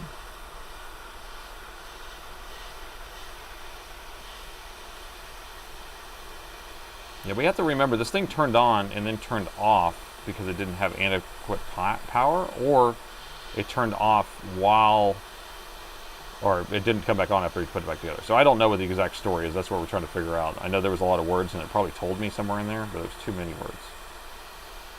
It's not melting yet. Do I need to go to 450? Do I need more power? More power? Look, we're already up to 421. 421. Alright, I'm at the 450 now. And now it's melting. Is it? There we go. There we go. That's what we're looking for. We're just trying to get it so I can tap it like this. There we go. So the act of tapping with flux on there allows it to separate any solder balls. So if you did that, it gets rid of it. You're my boy, Blue. Daniel, thank you for that. You're my boy. Love the old school. That's a good movie. You're my boy, Blue. All right, so as good little technicians, we clean up after ourselves. So as that's cooling, it's still warm, you take one of these chem pads and you wipe it. You wipe it. That's the way you do it. And see, look, all this nastiness comes off of there. Look at this. Very nasty stuff comes off. Well, I don't know if you saw it, but the board must be a 1/4 inch or 1/2 inch thick. It is pretty thick. It took a little while to heat up. I was also thinking that they were using leaded solder, so I wasn't trying to use as much heat. And so I had to work my way up. A board this old, I feel like they would use leaded solder still, but maybe not. Oh, okay. Looking good. Looks better. So we've already redone that. Oh, this connector looks a little messed up now. Great. I even had the shield on it. Look at that. That's not good. I'm going to straighten that out. Look at that. I kind of messed up the connector a little bit. Oh, humbug. We had a shield on it. So this connector now is kind of pushed over a little bit. But do you think this has anything to do with the issue in the first place?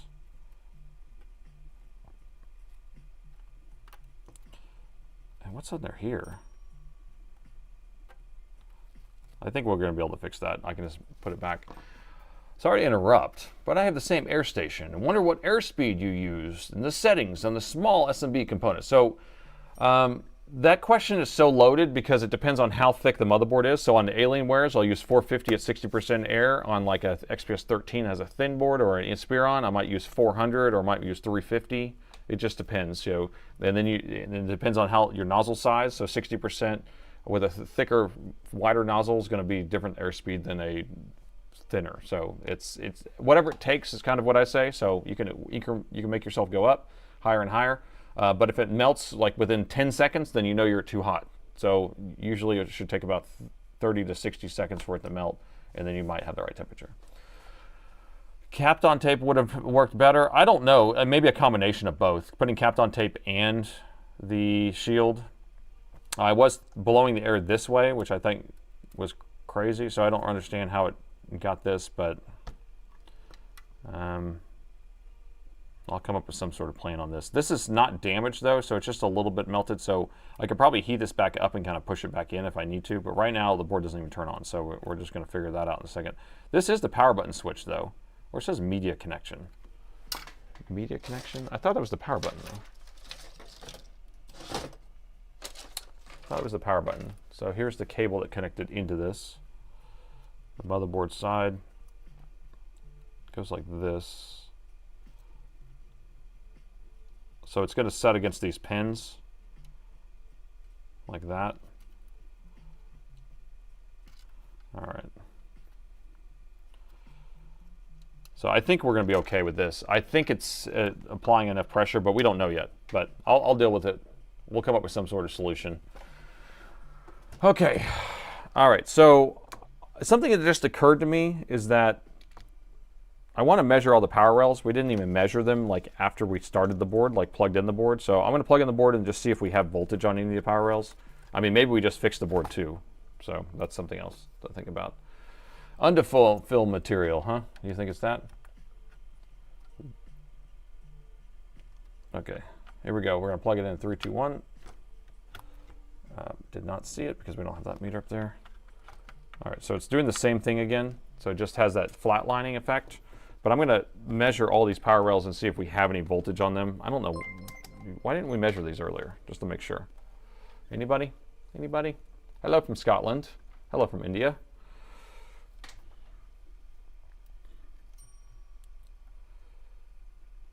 Because we didn't have the main power rail? Yeah, that's why. The answer is because we didn't have the main power rail. I was just testing you. No power after the main MOSFET. See, that is why. But I just wanted to check that just in case that we were going to have some sort of fluke where we had this board doesn't power on until you press the power. So now that's why I'm going to come over here. And who knows, maybe the main power rail doesn't come on until after we press the power button on these. So I'm going to see if we have voltage on any of these pins here. Because we may have a LDO or something, which we still haven't found the LDO. We haven't found the power management chip either. 0.6. 0.000. I have the same standby power supply. Coffee time. Yeah, let me take a break for a second and drink some coffee, drink some green. Get my green on. Drink some coffee. We got to think about this. I do have my test board here, so we can actually pull that out so we can take some measurements from that. Thank everybody for helping me get to the 400,000. That was nice. That was cool. I'm glad that kind of timed out perfectly for the stream. My problem is blowing components off the board. I think I forgot to clean it. Okay, so if you're blowing it off the board, then you're probably using a small tip. 60% is what I do, but you know, if you have it stuck right, I usually tack it into place first. So you can go 40% air. I mean, it's kind of hard. It depends. It really takes, who knows. Please make your BIOS extractor available on GitHub. I will. I want to submit it to the guys who actually make the BIOS extractor. But it only works on mine, so maybe I could fork their project and then put it in there with it. I haven't figured out, I'm having an issue making it run on its own inside the folder because it used dependencies, so I'm trying to make it where it's either an exe or a Python script that stays in one folder and then you can just run it and it works without having an issue. We were trying to use it on another computer and I was having the issues trying to get it to compile or load right, so I wish I had help, but my M17x doesn't have a motherboard yet. What? How much would it cost, would this motherboard cost working? Well, you can't get these motherboards, I don't think. I mean, we can check to see if they're even available in Ether, but because it's so old, it's one of those things you have a supply and demand issue. So let me see what comes up.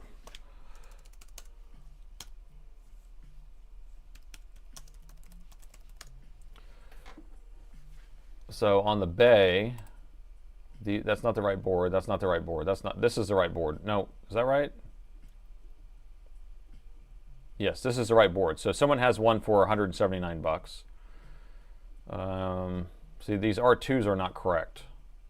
So we need, like, you need a minus R2 minus R3. All right, so 119, that's an R5, so that's not it either.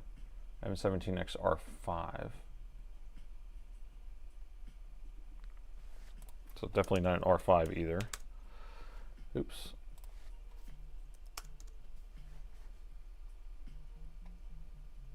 And this is an R4, not an R4 either. Man, they're just putting them all in there. Okay, so I only saw a couple. These don't even look like the right boards either. That's not the right board. So after I put all those minuses in there, I actually got rid of the one we needed. So I'm pretty sure it's this board. No, it says R2 too. Yeah, so I don't even know if the R1's available. Unless this one is an R2. No, because it has a Core 2 Duo. So the answer is hard. How easy is it? It's hard. Does that make more sense? LLM, no bueno. If you guys saw that video yesterday, do you guys want a sneak peek?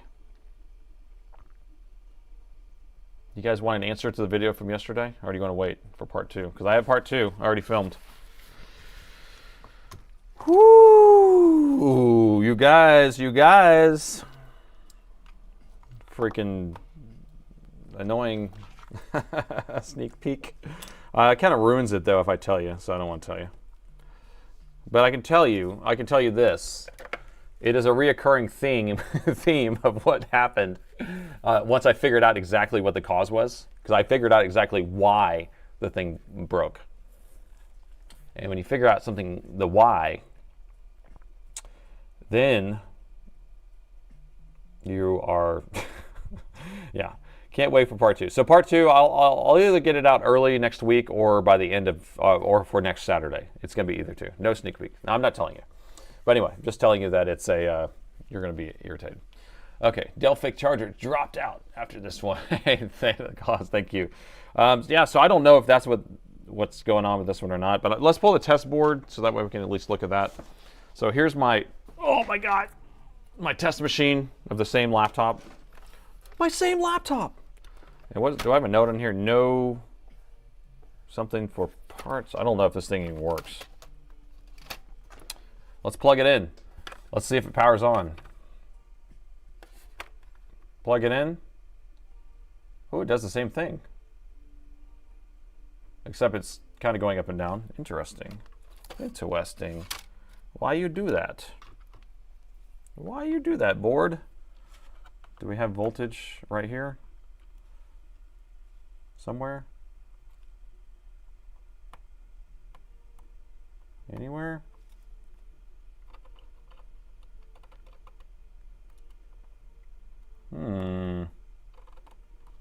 I don't see voltage. Is this a bad board also? That would be funny. Look, I love all this stuff. Like, we're down to the remnants here, so it's like test board, and it has an X. I bet this board doesn't even work. That's what ends up happening to all of our test machines, is they finally just bite the dust from so many people working on them and testing parts on it and stuff. Fire laser beam. Think of this LCD unplugged. Do I have an extra graphics card though? You want a graphics card? I got a graphics card. So we have a connector if we need a steel connector, I guess. We have one right there. All right, I'm gonna plug it in again and see if we have voltage on the main power rail on this one. Close all your social media except for YouTube. No more social media for you. Main power rail, no voltage on the main power rail, but we do have voltage going into these MOSFETs. So same scenario. What does that mean? What does that mean, guys? This one's doing exactly the same thing as the other one.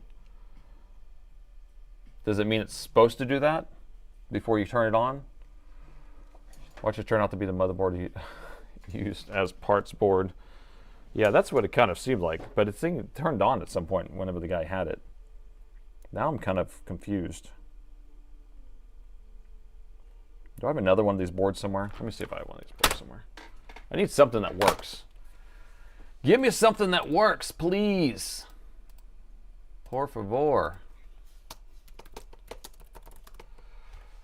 M17x motherboard. I've never had one in stock, apparently. Or maybe I've been out of stock for so long it's not showing up.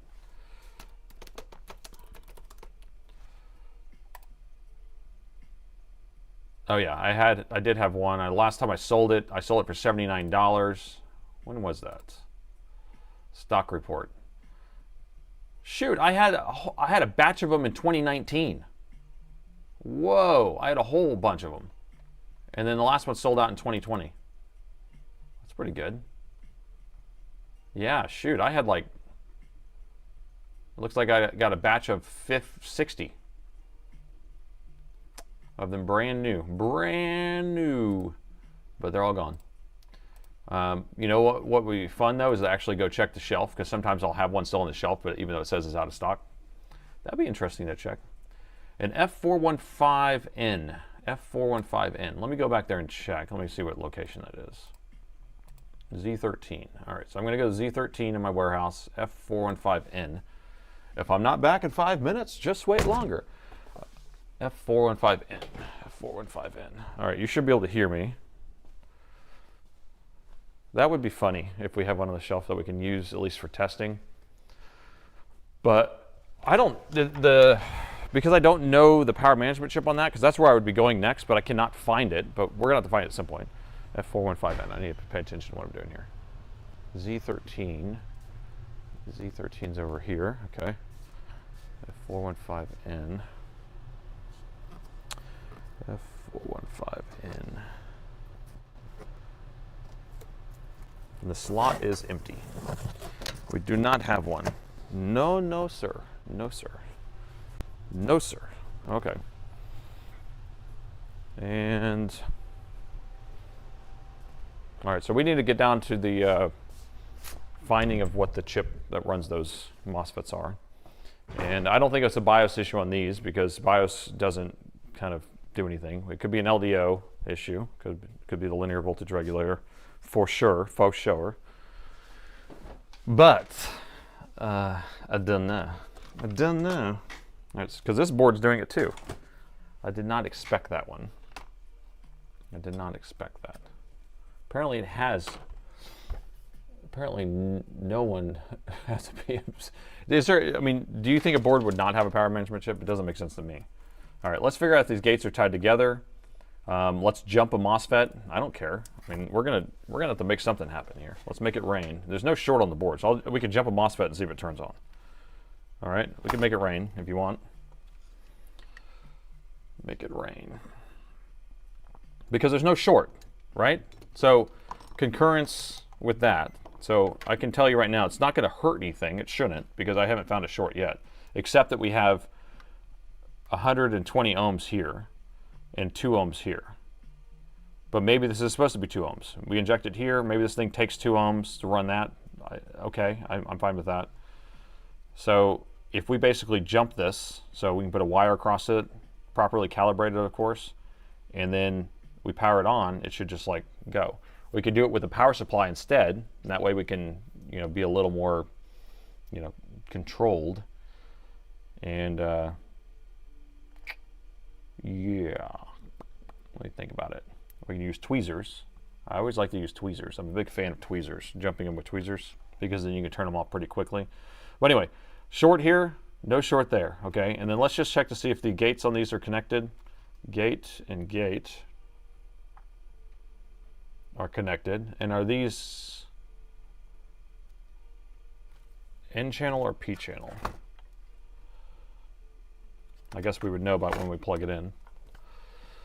Their schematic of the board, I don't know. I haven't looked for it, but I mean, usually someone in the chat would be like, here's a schematic for this. And I'd be like, oh, okay. It would be cool if there was. I'll take it.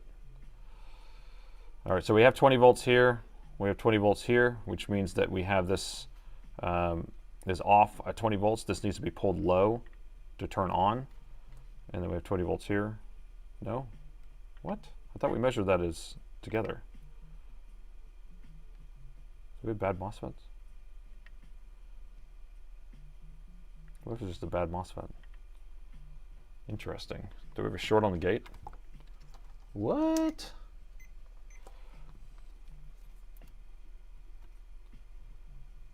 Short? Nope. Short? Nope. Short? Short. I swear we measured this. Didn't we measure these are together? They're not together. Huh. I mean, these are together because these are parallel, right? Yeah, parallel. Parallel. But it's not attached to that. Okay, so this is pulled high, shutting these off. What do you guys want to do? My light behind me just turned off. What's going on? Uh-oh. Uh-oh. Champapal. Uh-oh. All right. I'm in the dock. I'm in the dock. It's all right. Okay. Congrats on the 400,000. Thank you. Thank you. I don't have it. Don't have it on your software. All right. Let's see what board this is. I mean, if we could look up the schematic for this, maybe it'll be helpful. Board review would be helpful. Who manufactures this board? I have no idea. Label. So there's the Dell part number. I don't know who makes this board though. Who makes you? Who is the creator of you? Do not see. Who is your creator? I'm ready to jump that. We're about to jump it, guys. Oh, here's another one of these that's all melted. We already reflowed the other one. Interesting. Okay, so it's an H41A3BG blah blah blah blah blah. Okay, so is that what we need to search for a schematic? Aliens overhead have shut off my lights for the love of humanity. All right, let's see if I can find a board view or something for this thing.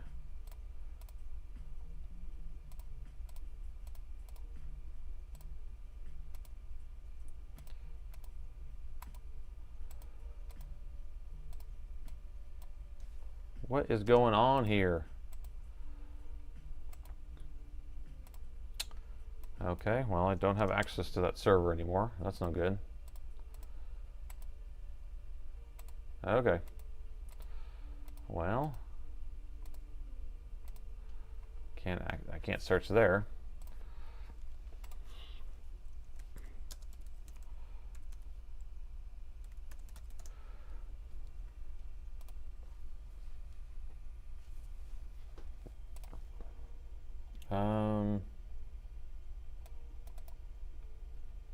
I don't think that's the right number, guys. That's some crazy numbers. That's some crazy numbers. You're just making up numbers on that one. Okay, it's not a power management chip, but some sort of OD PCI Express expander and repeater. Interesting. Don't think it would turn on ever if it was bricked. So it's the Texas Instruments. C84 looks sus, or 844 looks sus. Yeah, this is all sticky tape on all this stuff. That's the problem. So everything's going to look sus. Yeah, it's a TI chip of some sort. I only know what that TI chip does. Let's keep looking for something.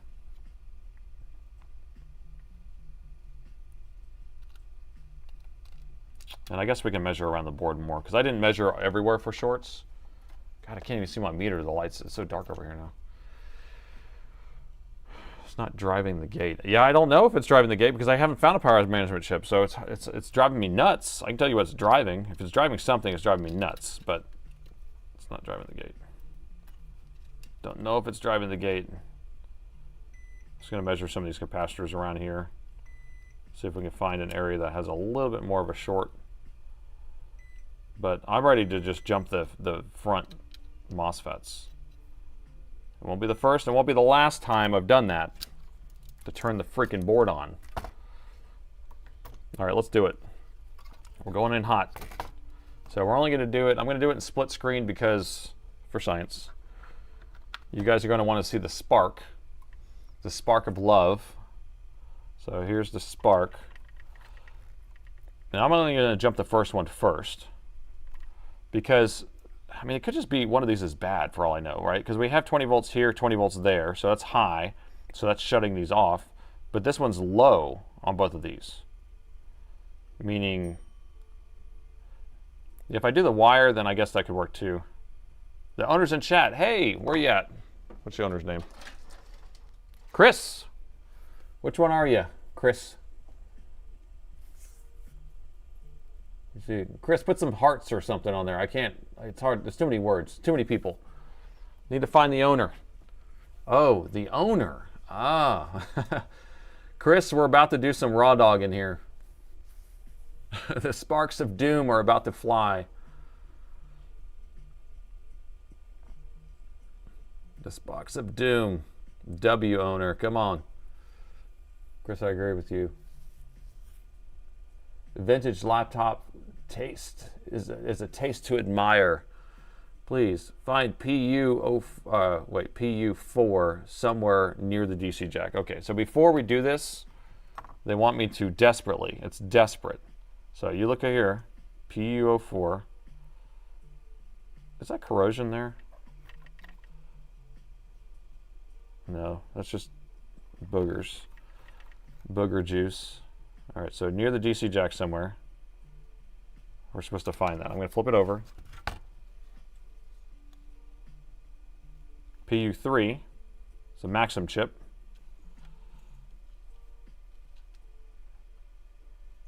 Anybody? What about testing PQ4? I think we didn't we test all those? Or is that a different one? Seems like this would be it. If it's going to be something, but it's way over here. It seems like it would be closer to the other things. Like here, this is what gets me going here. We have the DC jack is right here, and the battery charge is over here. So a power management chip is going to control the chips over here. It's going to control the chips over here, unless it's separate. It's alive. Did we ever find where Chris is? I want to see what his handle is. Oh. What's all the white film on the board? So this had a black all over it. And then when I peeled it off, it has left kind of sticky. This over here is going to be the heatsink compound or something like that that Chris put on the board. Okay, the Max 8731AE Power Management Integrated Circuit manufactured by Maxim Integrated. Okay, so this is our power management chip, or a power management chip of some sort. So maybe there's two of them. So the 87 PU is near the first MOSFETs, a bit to the right, the middle of the three chips. Okay, I'll check that in a second. So 8786, a Maxim chip. So this is supposed to be some sort of power management chip. And then over here, you're saying to the right.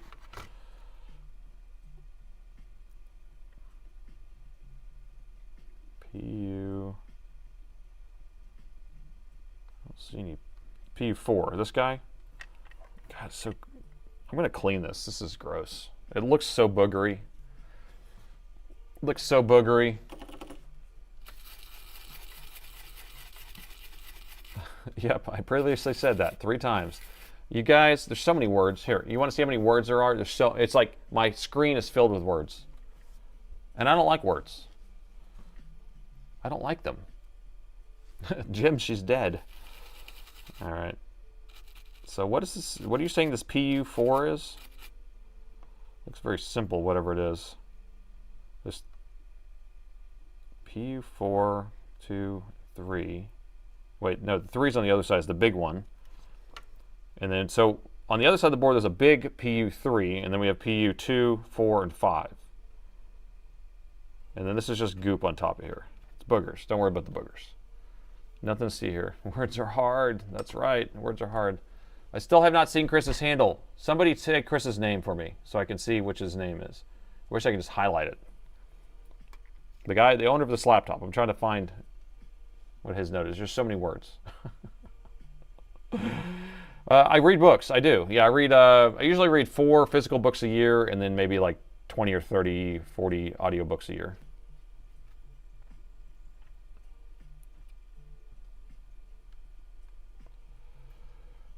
Why do you hate reading words? I don't hate reading words. It's just my mind glazes over, especially if I'm trying to focus on talking to everybody. So I have to talk, I have to do work, I have to change cameras, and then I have to read all these words. So it's just a lot of work. Send it through the ultrasonic cleaner. I think the 8731 is up near the battery connector, probably. Too many words, my eyes glaze over. It's just, it's hard to sit there and, yeah, there it is, 8731, near the battery connector. It's just hard to perform on demand. There's just so much stuff going on, and for being a one-man person, right? So there's other shows, or if you think about this as being a show, you have other people usually that are controlling cameras and controlling different things, and also prompting you with questions and doing stuff. But if you're the only one doing everything, it's a lot harder. Oh, we have a short here, guys. We found it. We found it. This is bad. Oh, finally, the previous owner who repaired it. You go. Okay. All right. Thank you for that. Oh, okay. So, I think this is bad right here. Did we see that? This 0 ohm is measuring 0.2 or 0 basically. If I measure here, it's 0.2. Oh, I missed somebody who subscribed. Ed, thank you. Welcome to the Donor Board Members Club. How is it bad? All right, so when I'm measuring to ground, this is measuring to ground. And most of the time, you should not have something measuring to ground unless it's going to be like a capacitor like this. Like this would be ground, and that's not. Unless it is ground. Wait, is that ground?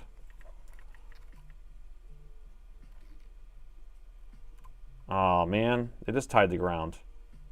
I was excited for a second. It is tied to ground. Look at that. I thought it was tied into the chip itself. Where's my probe? I thought it was going into the chip like that. But you can actually see the trace going over here. Like these are connected together. And then goes to ground. So this ground is through a 0 ohm resistor. Dadgummit. Dadgummit. I guess. I don't think it needs a resistor to go to the ground. I don't know. What voltage is on the power management chip? Nothing, or it should be nothing. I mean, we've had nothing on here, but I guess it would have to have something going to it in order for something to happen. So, okay, we'll start with this one. So this is PU1. There's a PU2, 3, 4, and 5. Resistor to ground is weird. It's innovative. It's better. So this is voltage to ground. Okay, so let's see. Anyone know the data sheet on this? Okay, we got 0.2 here, 0.2 there. I mean, we probably should measure over near the other one that actually has the input voltage, because this is for the battery. You know what I mean? All right, so let me go over to the other one, because I have the power plugged in. PU means units 1, 2, and 3, I guess. Yeah, so that was 1, here's 2, and then 3's on the other side, 4 and 5. So I'm going to go over to 3, which is another one of these Maxim chips, and this is the one I would believe would probably have all the voltage from the charger then. A lot of stuff going on over here, and it is fairly near the jack. So like, here's the jack, and here's that power management chip. So that would make sense, and then there's another power management chip over here. So they have it set up where it's 2 separate circuits. Okay, cool with me. DigiKey has the data sheet. Boing, let's do it. Let's do it. First, I'm just going to measure over here with no voltage in the machine, and I just want to see if we have any shorts in this area. Now that we found a freaking power management chip. Another 0 ohm resistor to ground. Innovation. I'm assuming that's ground. Let's see. Comes here.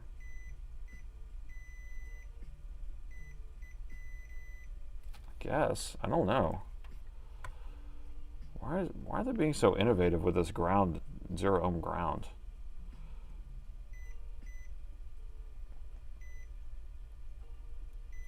I don't know. I don't get it.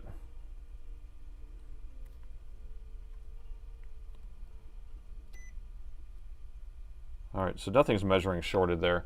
Let's plug it in and turn it on and see if we have any voltage in this area. PU is from Puckard 1, 2, 3, and 4. PU. I guess it's a fuse. Yeah, it's a fuse on the negative terminal. I guess so. We're going to go ahead and fuse it with a 0 ohm. All right, let's figure out what the data sheet is on this. So max 8786. Is that a 6, right? 6. Let's see if I can find it. 12 pin should be ground. Okay. Discord. Do we already have it in Discord? Okay. Helpers. Oh, you had to redo author. Okay, thank you. I was wondering about that. Okay. Okay, my password's out. Okay, thank you for that. Let us repair. All right. All right. Sorry, I had to do some other side work there. Let me just look this up. We're looking for a max 8786 data sheet.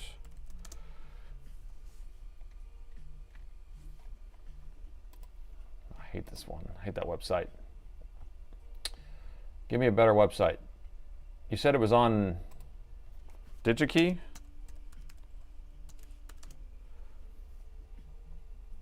I hate this website. DigiKey. Oh, it's an 8. Wait. What's an 8786? That's not the right one. 8789, 8791. Okay, so I don't have it. I guess we got to do this stupid website.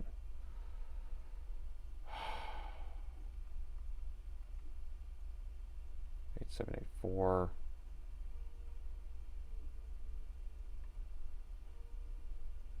Did someone already find it? If you found it, can you send it to me? Gosh, I hate it. I get so mad at that website. Every time I go to that website, I'm like, why does this website exist? I got the schematic for the M17x if needed. Oh, cool. All right. Well, send that over too. Yeah, it's repairs@parts-people.com if you can send that over. I found the service manual with board views. What? What? Yeah, I'll take the schematic. Schematic will be helpful. Isn't the schematic for the board view here on the drive? So I just go to this person's random drive here, Google Drive. Random drive is going to shut down my stream. Let's see. I don't have a Linux to log into real quick.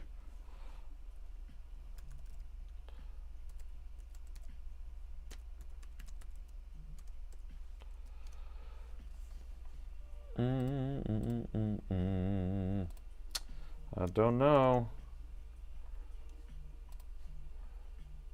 Hello from the Netherlands. Maybe it's an 88, yeah, 87. Maybe it is an 88. Here, let's see if we can do this. That's an 86 for sure. You can see that 6. Change the polarization. We'll go straight down on it instead. God, hard to get this lined up. Focus. Focus. And then we'll polarize.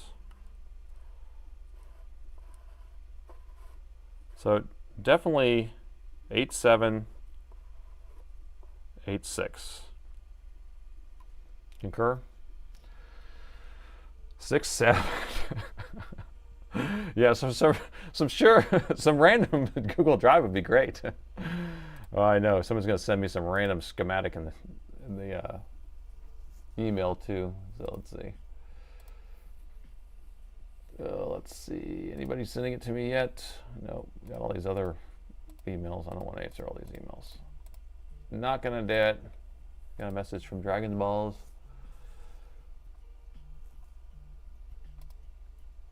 Spike on and spike off. Okay, let's see. 786, concur. All right, let's keep searching, I guess, because nothing has shown up. Repairs, yeah, it's plural. Repairs at parts-people.com. I probably should make it, I think it does do both, but I don't know. That was a long time ago when I set that up, years ago. Do a search for M17x diagram. Diomogram. The maximum integrated circuit, the Max 8731 AE, that's actually for the battery though, which is over there. Right now we're trying to figure out if we got any voltage on the main board. Do you think we need a battery plugged in? Do you think something different will happen if we plug a battery in? Let's put the battery on it. The battery doesn't have any charge or anything. And I don't have a test battery either. Hello, found you on YouTube. That's where I exist. I'm there. That's a place to find me. You have found me. Now you don't need to go anywhere else. Multi-phase PWM controller designed for notebooks and core CPUs. What? That doesn't make sense. So is that the PWM controller? Hold on. It is close to the CPU. People are messing with my emotions. Because here's our phases. We need something to control that. So what controls that? And if they're saying that this does, oh, so that's not a power management chip. You sent me the schematic, thank you.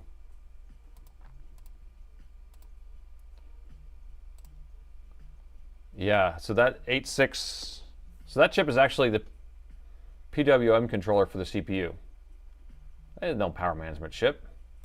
You guys are sending me down these rabbit holes. Some goose chases. All right, so someone sent me the schematic. Let's see if I got it.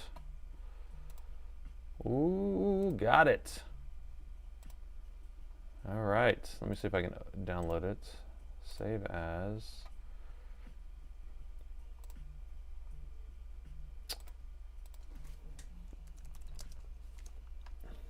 Okay, let's see if we can figure out what we're cooking with.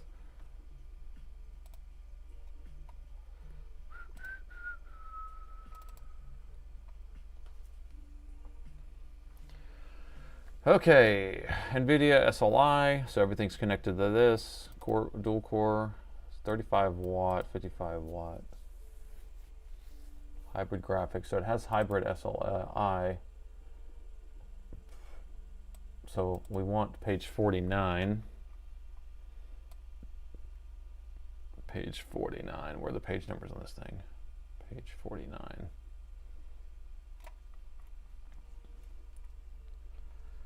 All right, so battery connector. No, that's the battery connector. Wait, DC jack. Okay, what do we have? I don't see a power management chip at all. That's crazy. So power comes in here through the DC jack. We have center pin goes over to a PSID, so we're going through an inductor, and we have some other stuff. So we had the right voltage there. Voltage comes through here. We don't have inductors.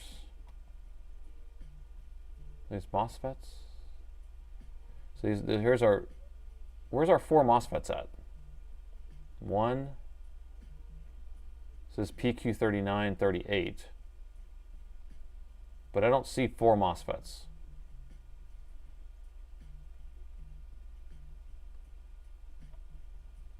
Run power rail switch. Yeah, no power management chip. Weird. Okay. So PQ3938 are these two. So what are these? PQ2 and 1. PQ2 and 1.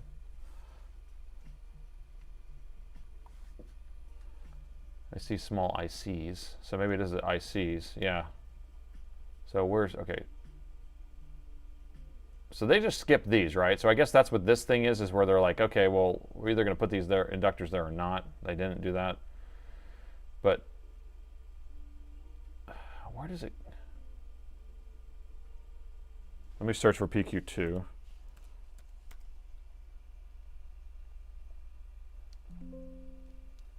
So PQ2 is on the next page, I guess. No, it's somewhere else. Anyway, it's over here on this page, which is the charge circuit. Okay.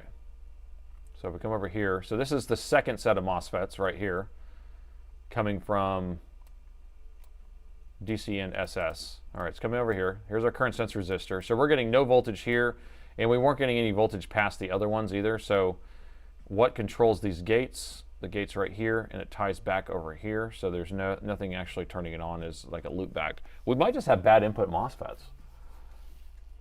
Are they all the same MOSFETs? 35s. What you got? You said scroll 2 more pages for the flow chart of the power system. 2 more pages. Okay, so where are we at? 32.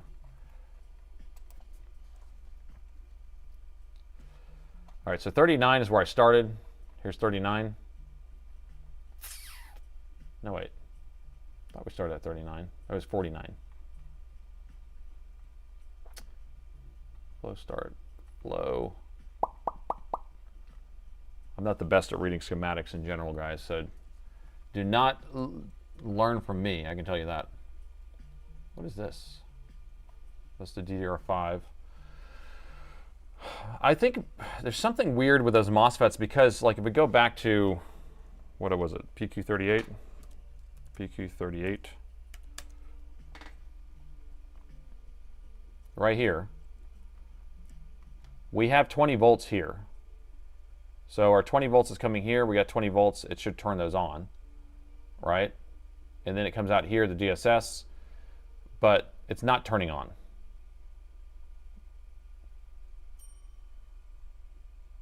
Page 51.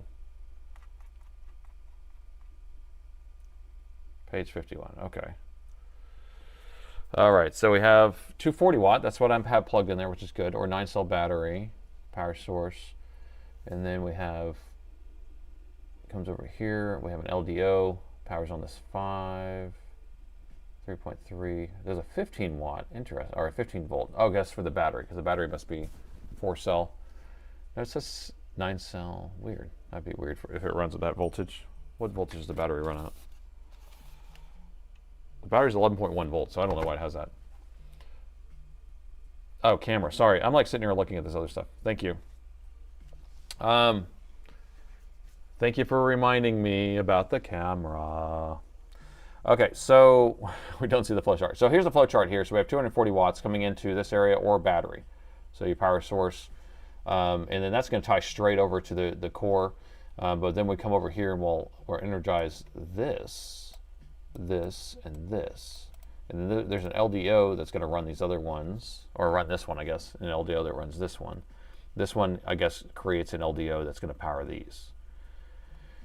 Okay, so we either, but if you look at the other MOSFET chart that we were looking at, those MOSFETs should either be on or off based on what we have. See there, but we're not getting any voltage through there. That's why jumping it, I think, is the next best thing. It's kind of strange though, but we can, if we can find this chip here, that would be to produce all these, the 3 volt and 5 volt LDO, but we're not getting this part. So we're not getting past this. And that circuit is very simple because it's just these MOSFETs here. It comes out of the DC jack there, comes over here, comes across, goes through that, and then gets here. And what we're trying to do is we're trying to trigger these on. They're in pairs. And we have a gate, and the gate's tied together. Comes over here. We have a resistor. Well, we have a voltage divider with a capacitor. So maybe we're not getting our voltage divider working right. Or maybe it's just blown. Maybe we have a blown low side. What do you think about that? Or this right here is not pulling it down. Green seems to be the FETs on the diagram. Nobody. Green seems to be the FETs on the diagram. Wait, what do you mean by that? Green seems to be... I'm not sure what you mean by green.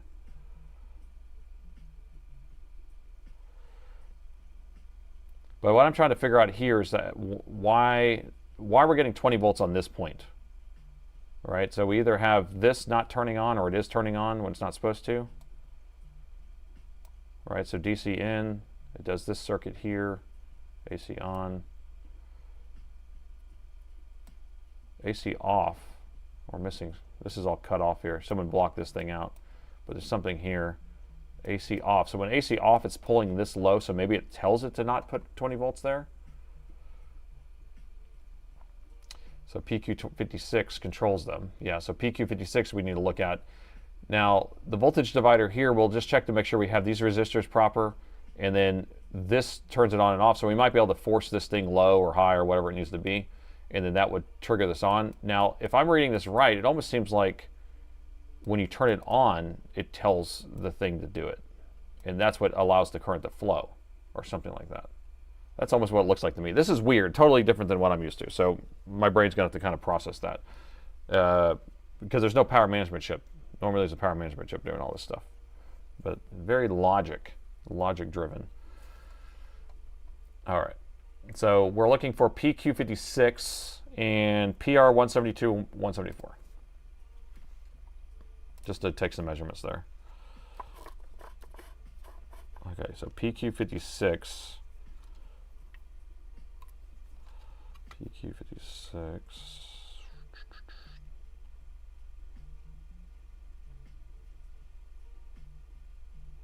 Anybody see it?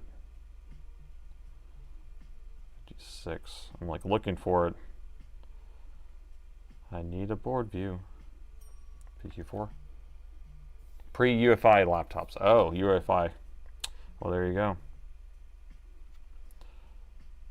I don't see anything here. Like, this is what I'm trying to figure out. So that gate is being driven by PQ56. There she is. Okay, so PQ56 is this guy.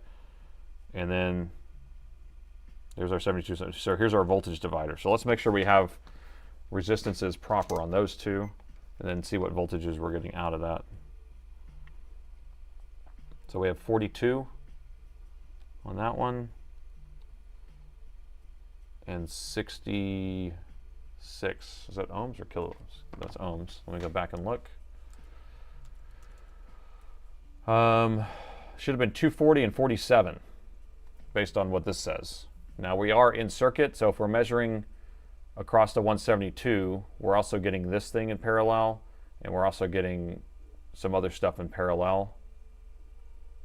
We're getting this in parallel, you know, so it's kind of hard to read 172. This 174 should be right on target.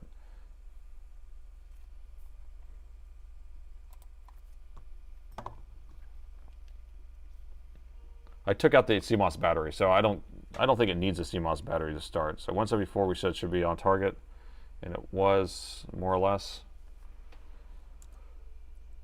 47, I measured 42. This is the one that's measuring a little out of spec. I'm going to plug it in. I want to measure the voltage in this area real quick. They also have a key to auto detect. The auto detect, of course. CMOS battery is rechargeable. I don't think it is. It's just, it should be a CR2032 is kind of what it looked like. It wasn't anything like a lead acid or something like that. All right, so we have 20 volts there.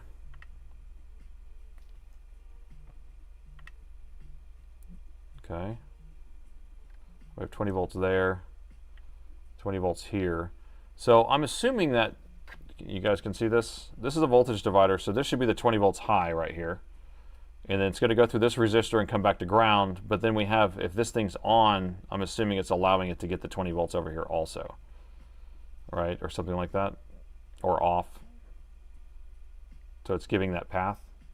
So like theoretically, if we like took this thing off of here, then I bet the board would allow that voltage to work, the voltage divider to work properly. If the circuit is a simple bridge, Nathan, it meant it to be simple. Yeah, exactly. You could also check PQ4. It's a diode.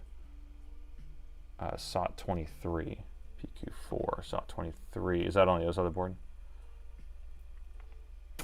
Is that on the other side of the board? I don't know. Pulling the gate low from P66 would turn the main MOSFETs on. That's what I was thinking. So if I just like shorted this, no, you want to short it, but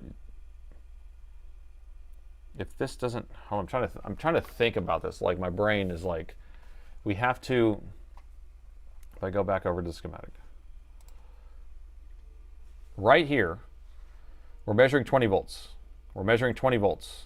We're measuring ground. So we have 20 volts here, and we have 20 volts here. This resistor is actually measuring some resistance. Either this capacitor is shorted, or this thing right here is giving a path to 20 volts, and so it's on. So that means that there's getting a signal here to say turn on. So we could check to see if PC181 is shorted, because that would automatically send 20 there. Or we could take this guy off the board and see if we get our voltage here. But I guess the off state is what it seems like. The off state would be high then right there, if that makes sense. Or, hold on, we haven't even figured out if these are N or P channel. I love the repairs, thank you. All right, R509, what's R509? R509.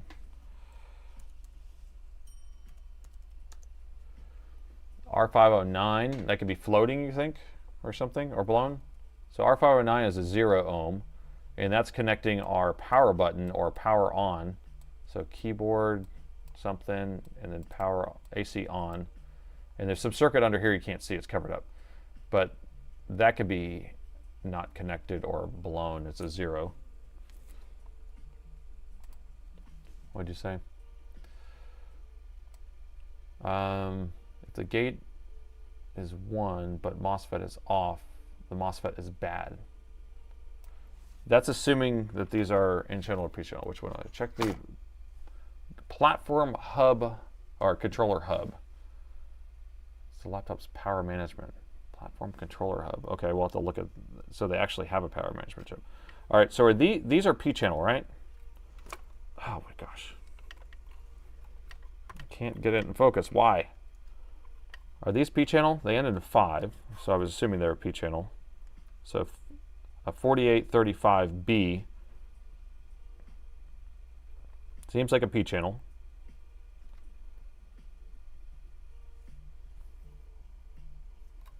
Is that right? Yes, a P-channel. So when a P-channel, you need to be low to be on, right?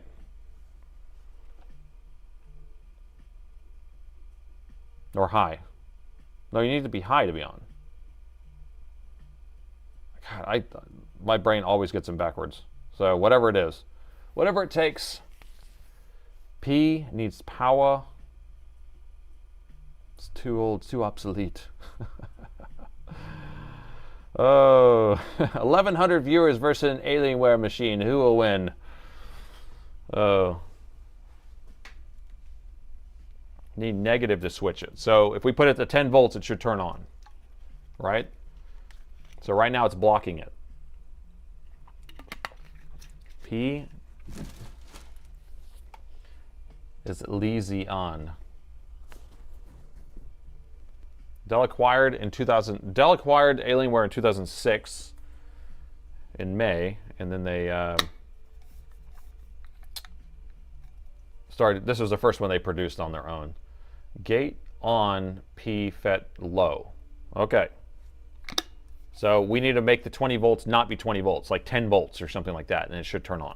So that voltage divider, so whatever it is, that thing is making it high. We just need to. I'm going to pull this chip off. I'm sorry, guys. I just can't do it. So I'm pulling this chip off first, and then we need to find that resistor. Where's that 0 ohm resistor we're talking about?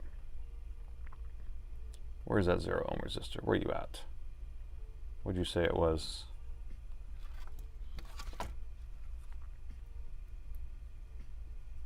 Is it this one? 141. what was the number? Lead?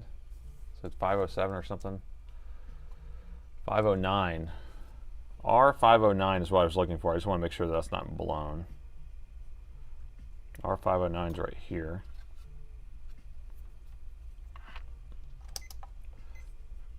Concur P channel. Okay, so if we just need to pull it low is all we're looking for. And so this is not blown. But if we short that to something, it should turn on too, right? Is that what you're saying? I don't know. So here's my plan. My plan is to do this. I'm just going to take this chip off of here because this chip is making this line high, and then if I take this off, then it won't do that anymore, and then this will be low, or this will be at the voltage it's supposed to be based on the voltage divider. And then, or you can just ground the gate. That's the other thing, but I was just going to take it off. But we want to ground the gate on it. I don't want to ground the gate that's 20 volts, but I want to ground, you see, on. So if we short that R105 or R109 to ground, is that right? Let me see what voltage is on R109, because I should be able to short that. It's not going to hurt anything. We got 130. We got resistors here.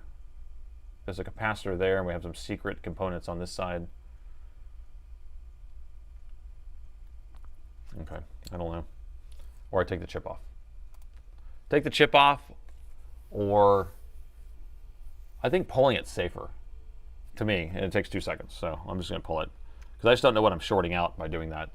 I would love to just jump the chip. I'd love to raw dog it for science, but I'm just going to take this off. So the act of taking this off will allow this rail right here to have the voltage, whatever these voltage dividers creating.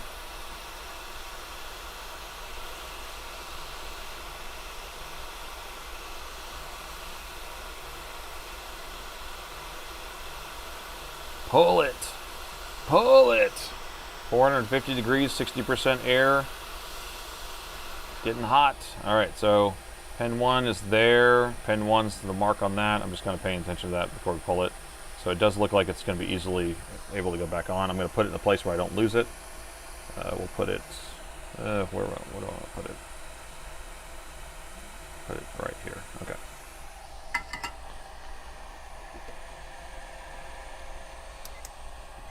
All right, so I'm going to go in voltage mode right now, and then we're going to measure when we plug it in.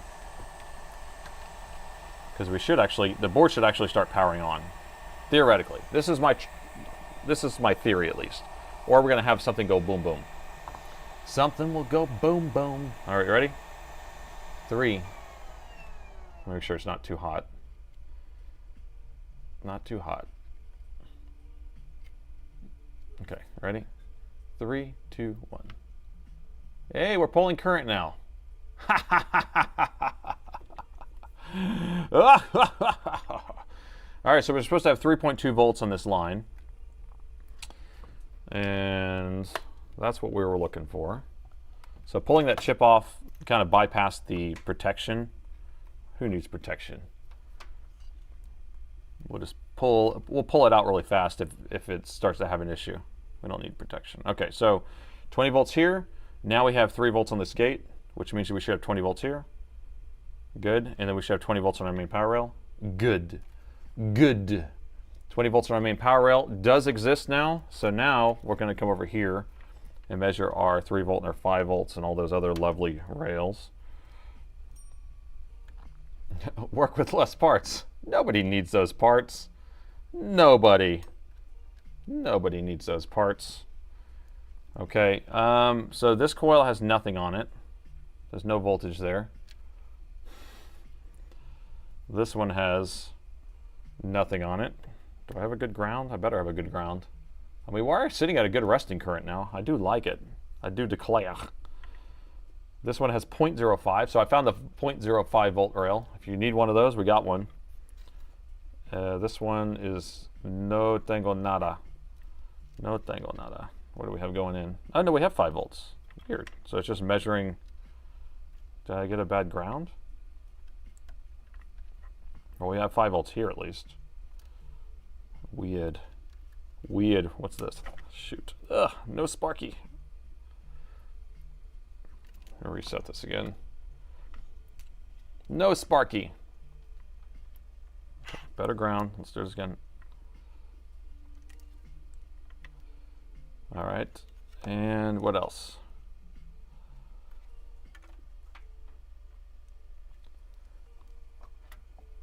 Next step, hit the power button. Let's do it. Let's do the power button now. Let me see if I can measure the power button. I want to hook the battery up though. I want to see if we have voltage on the battery too.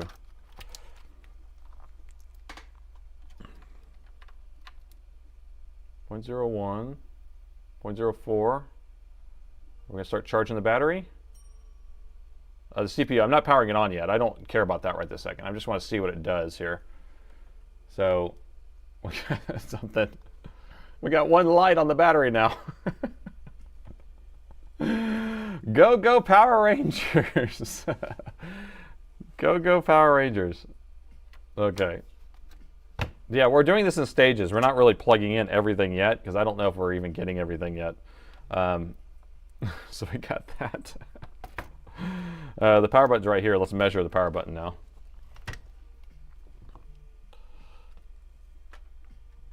See if we have a power button signal to actually power on. 0.11. We have 3.4. I don't know if that's the right one, but we have 3.1 pulsing back and forth. It's an interesting one. 3.4. Interesting. So it's 3.1. Is that the one? I guess we can find that in the schematic maybe. So this one. 2931. I know something's weird about that line. Let's find this connector. What is this connector called? CN54? CN54? Let's go, baby. I guess we can thermal camera this too while we're at it. See if we have anything getting spicy. Here, let me fix this noise on the screen. I'll reboot my camera with no power plugged into it. Plug an external battery into it. So let's see if we see any chips on.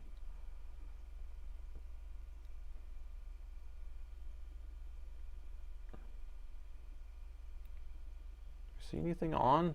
I mean, something's taking 0.02, but it could just be the power rails having something in it, but I feel like there has to be a chip on somewhere.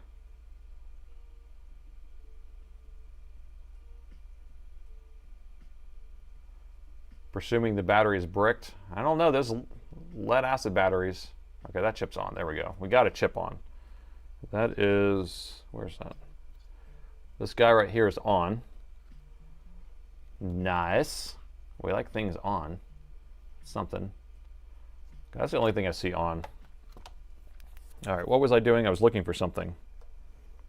What was I doing before I did that? You're gonna have to remind me. You're gonna have to remind me. What was I doing? Oh, schematic. That's what it was. So SN what? 54? Something like that. Is that what the number was? What was the power button number? SN54. CN54.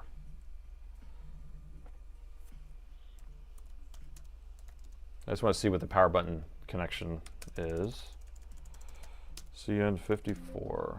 Okay, so here's our connection. Oh, it's double-sided. Ooh. Double-sided. That's fancy. Lid switch. Oh, they have a lid switch on here. That's fancy. Power button switch. Pin 8. 1, 2, 3.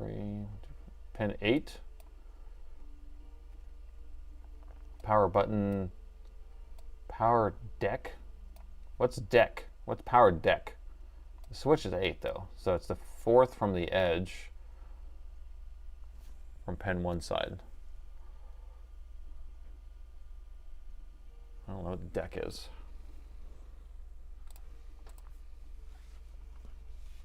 CN54. Thank you. Oh, is it an old lead acid battery? Here, I'll show you what the battery is. Lithium ion technology. Japan though. It has Japanese cells. So these old ones don't have really good power management stuff, so I'm sure I could charge this thing back up if I wanted to. I can make it just flame up instantly, instant flames. Light the place on fire live. Well, that's some good content. Let's see, I got it plugged in again. It's charging up. Charge up that old battery. Those cells were made so much better back then. It's not a spicy pillow. It's nice and hard. It's a stone pillow.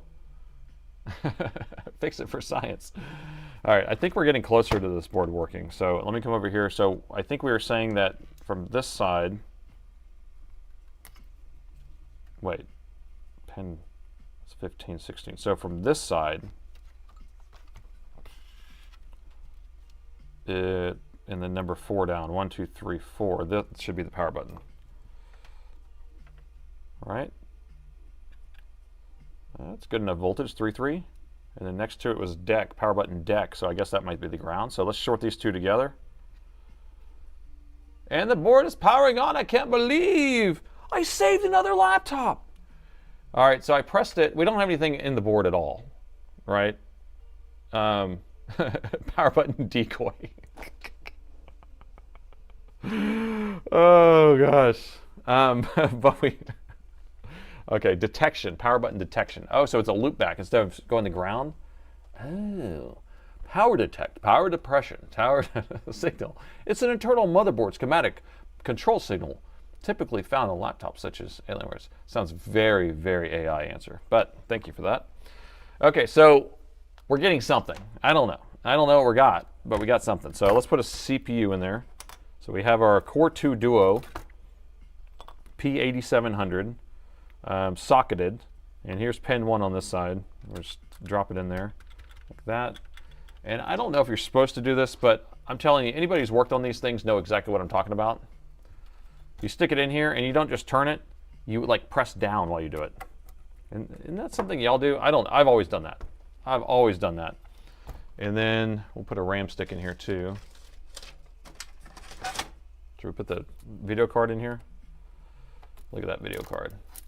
That thing is a beefy video card. It has the beef. Who has the beef? It has the beef. All right. Some DDR3. Nothing but the best. Nothing but the best DDR3 ever made. Actually, should we use the DDR3 that was like your home built kit, or should we use this one? If you missed it earlier, let me show you this again, just because I had such a good time looking at this stick of RAM. Where is it at? Where you at, buddy? Where'd you go? Where'd he go? I lost him. There's so many parts here. Oh, I got all the parts. Oh gosh. There it is. Okay, so there's a stick of DDR3 that was in this machine, and we were like, oh, let's just look at the stick of DDR3.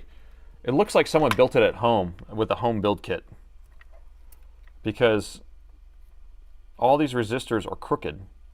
So like if you look at all these things, I get a good focus here. Look at this one. That one's crooked right there. That was the first one I saw, and then I saw this one, and then I saw that one, and I saw that one. It was like hand soldered. Someone hand soldered this thing. Look at that. Crooked, crooked, crooked, crooked, crooked. Feng shuied. Feng shuied. Has personality. It was like, new from Mattel. Build your own RAM kit. DDR3, 4 gigahertz. But if you want more, you can get more. By Blammo.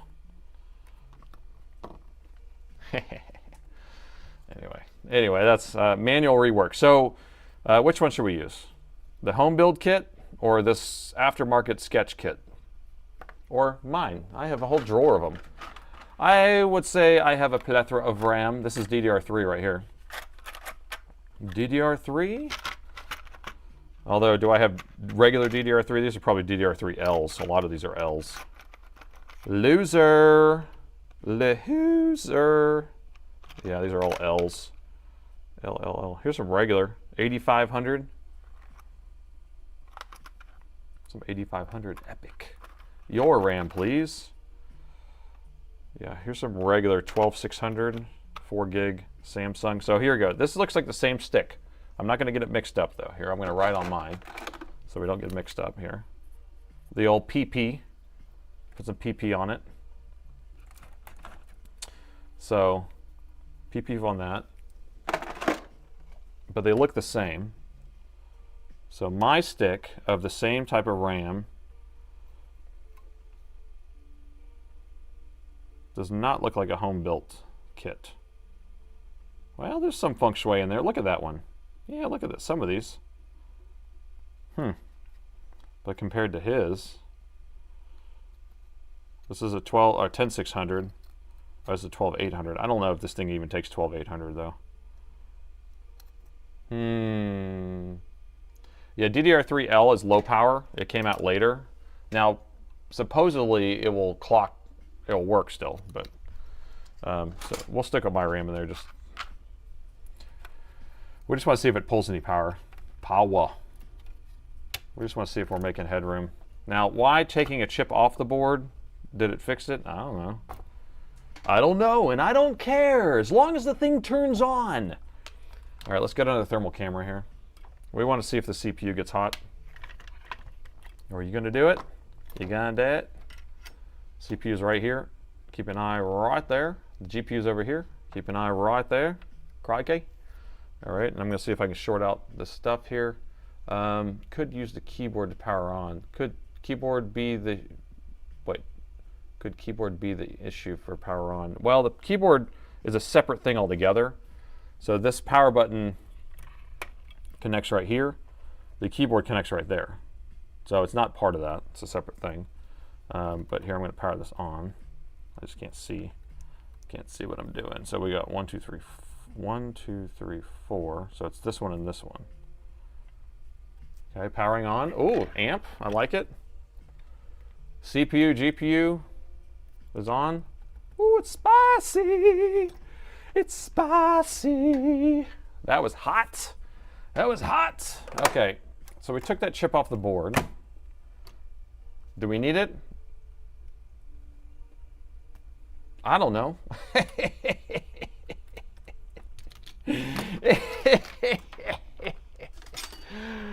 Oh, yeah. Crazy Nate. Okay, so I want to put all this plastic back on here.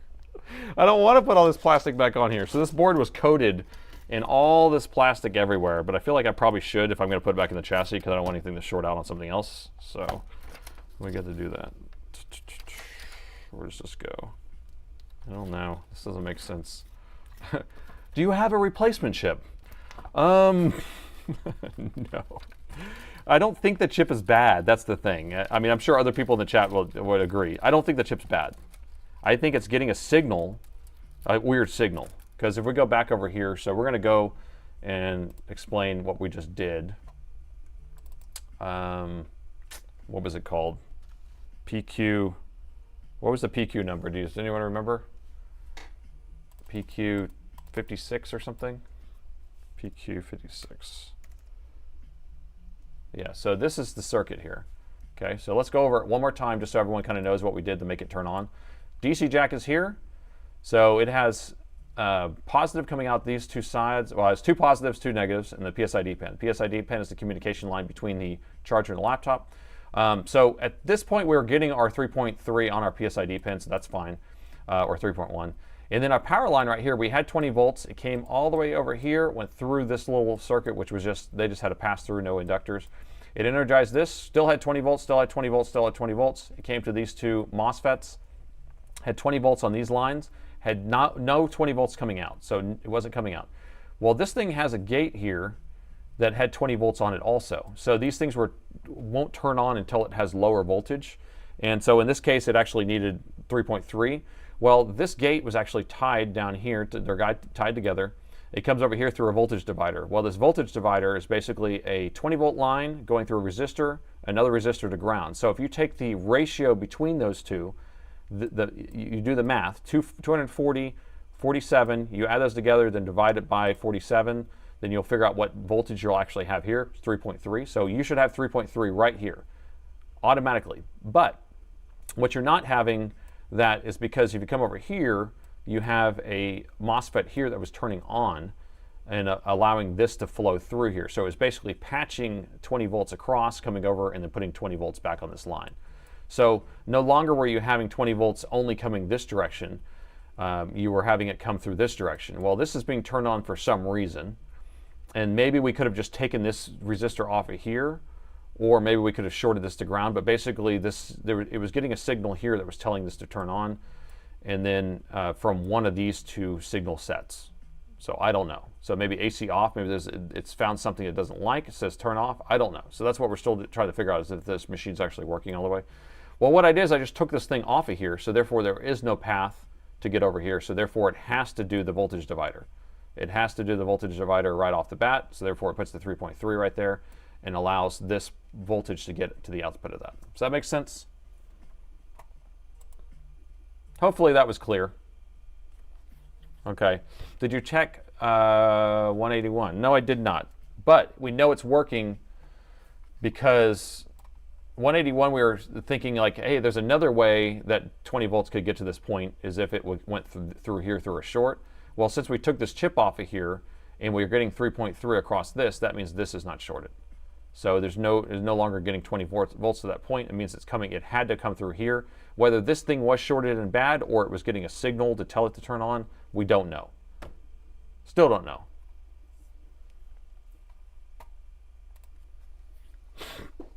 Thanks for the recap. All right, so I got that piece on there. Let's go through and just stick some stuff. I know, because sometimes I spend a lot of time trying to figure stuff out, and then finally when I'm like, here's my game plan, here's what I'm going to do, it doesn't really make sense to some people, and doesn't make sense to me sometimes either. So don't worry about it. Let's see here. See, this is going to be hard trying to figure out where all this stuff goes. Where does this go? Here? Aha! We found it. I feel like a child trying to put blocks into a square hole. All right. Does it need to detect the keyboard? No, it's turning on now, so I don't think it needs to detect anything like that. These things aren't smart enough to have to detect any of that stuff. There ain't no smarts in this. I bet it's a bad chip. It could be. And we can probably pull one off my other board. You know what? My other board does the same thing. What if that one has a bad chip too? Maybe it's a common thing with this. Maybe it's common. I don't hear the background music. You don't hear the background music. I have it on just a little bit. It's just very low.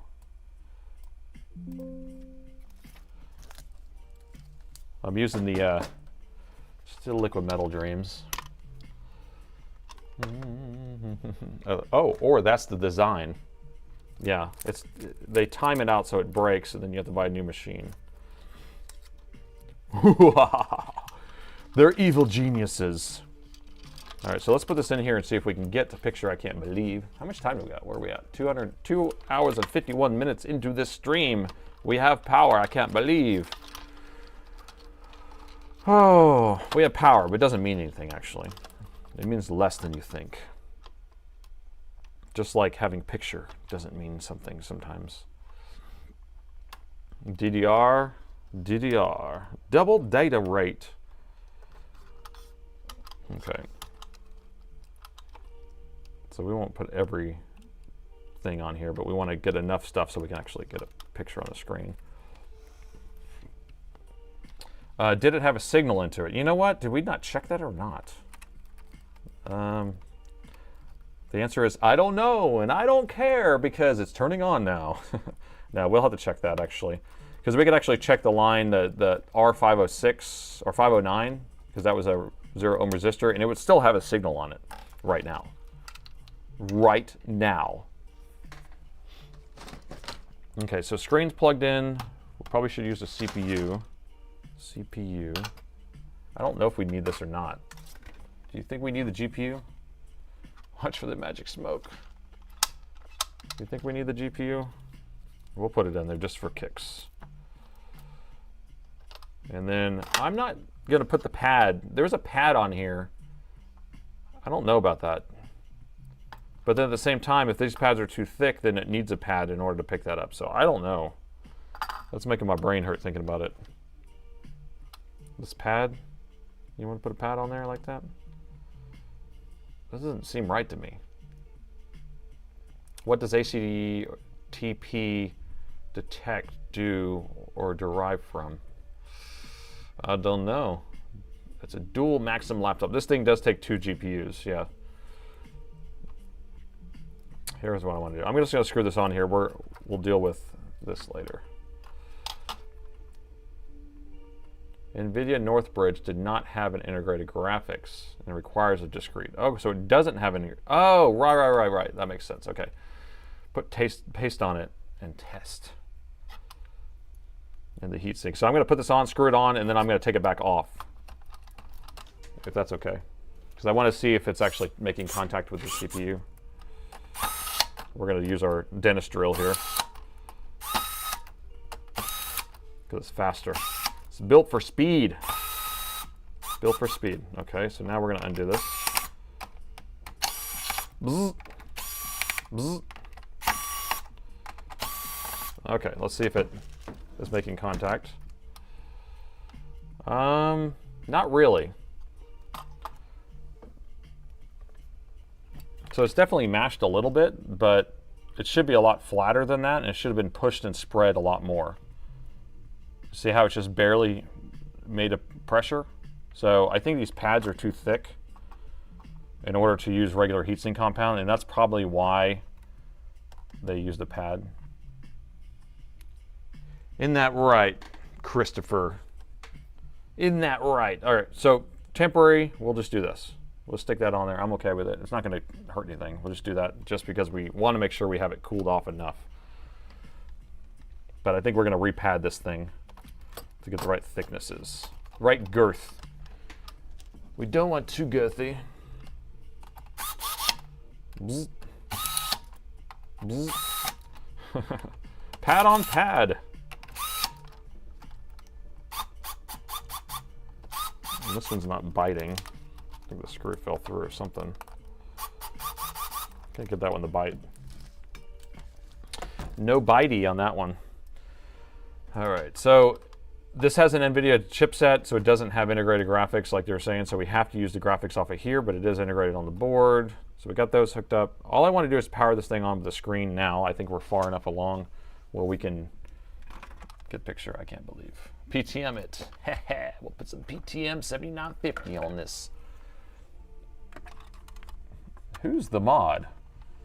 Everyone's the mod. We have the whole place is the mod. Okay, rest in peace CPU pad. Okay, you ready? 3, 2, 1. Okay, we got current draw. All right, it's 12 p.m. It is 12 p.m. It's the noon. Do you know where your friends are? Well, they're watching Crazy Nate's factory here. Where's I'm gonna probe. I need a probe. Give me a probe. All right, let's see if I can jump this. I probe aliens, people. I probe aliens. All right, ready? Let's see if we can get this to turn on. 3, 2, 1. I have fan spin. I have Alienware icon. Oh. Is that all we're getting though? Flatline? Oh, it turned back off. Is it moving around a little bit? Fan stopped. I see a blue light over here too on the front. Right here there's a blue light on the corner. I guess it's a Tron light or something. Still got a flat line.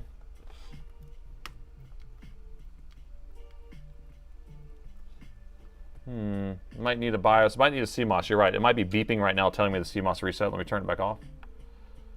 If I can find the plug. I don't know which ones are what. It's hard to see. Here, let me get down here. I don't want to sit there and short out the wrong pins here.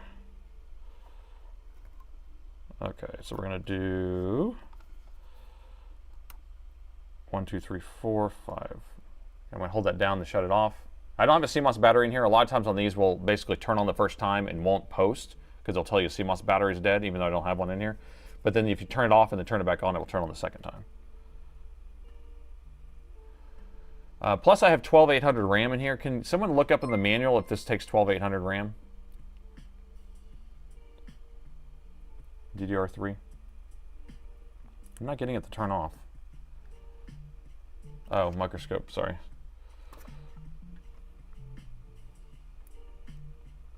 Yeah, it's not turning off though. Just holding it down. Let's see. 1, 2, 3. Needs a battery? I don't think so.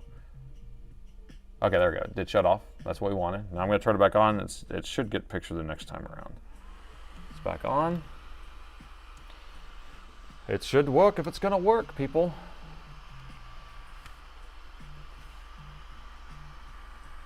Do. Supports 12800. Okay, so we got a concurrence there. So 1.5 amps. Won't shut down because it's missing a chip. No, it did shut down. I held it down long enough, but maybe the CPU's fan's missing. Maybe it's, I don't doubt it's detecting that. But 1.5 amps, I have the screen plugged in. I don't think of anything else. What else would it be missing? We could try a different GPU. GPU doesn't even feel like it's on, actually. It's not warm at all.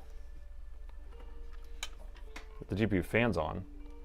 So the CPU is on, but the GPU does not really seem on. It's not really hot at all.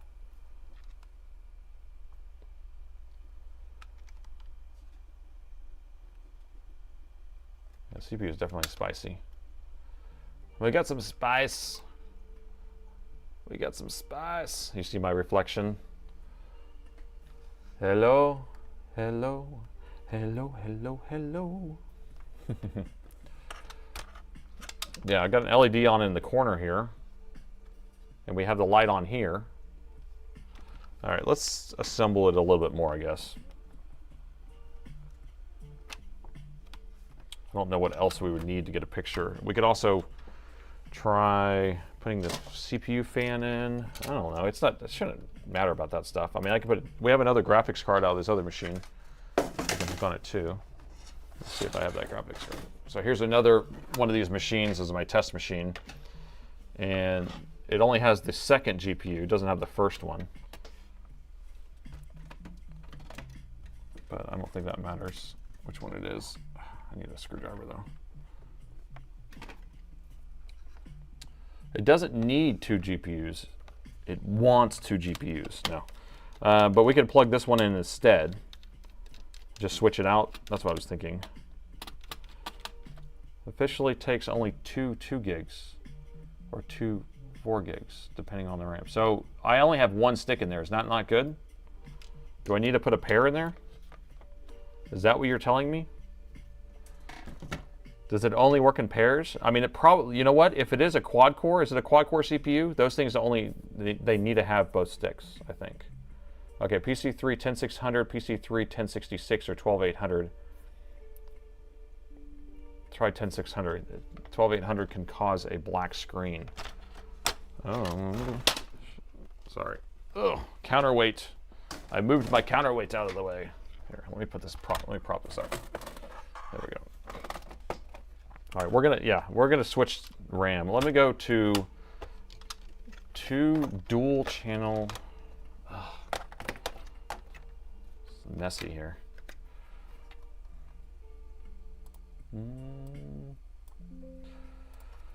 Okay, so this is my RAM. Here's a pair of, can't see it, PC3 10600s, 10800s, 10600s. It's a pair of brand new, never been used ever in its whole existence RAM. So does this look good? Are we happy with these? These look awesome, blossom.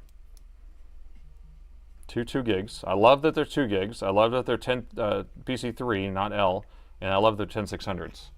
So this, if this ain't gonna work, then nothing's gonna work.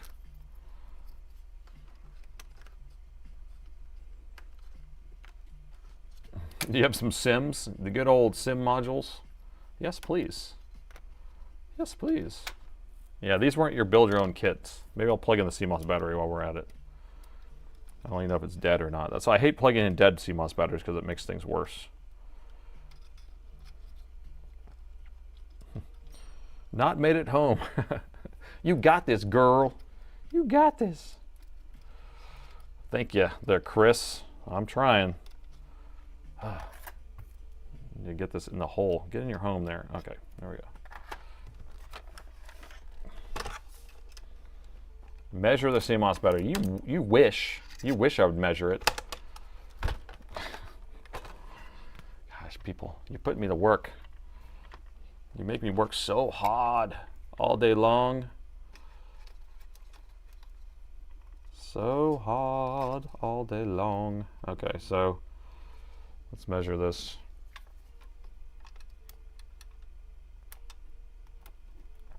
Did we replace the CMOS battery already, Chris?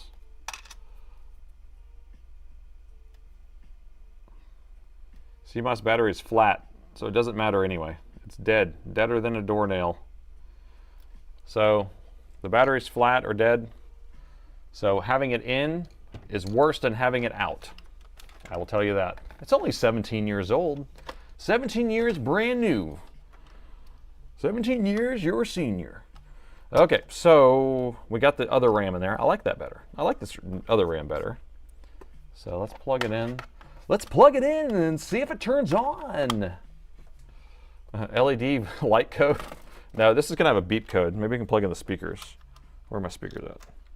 Where are my speakers at, homie? I have one speaker plugged in, so I should get some sort of beep code.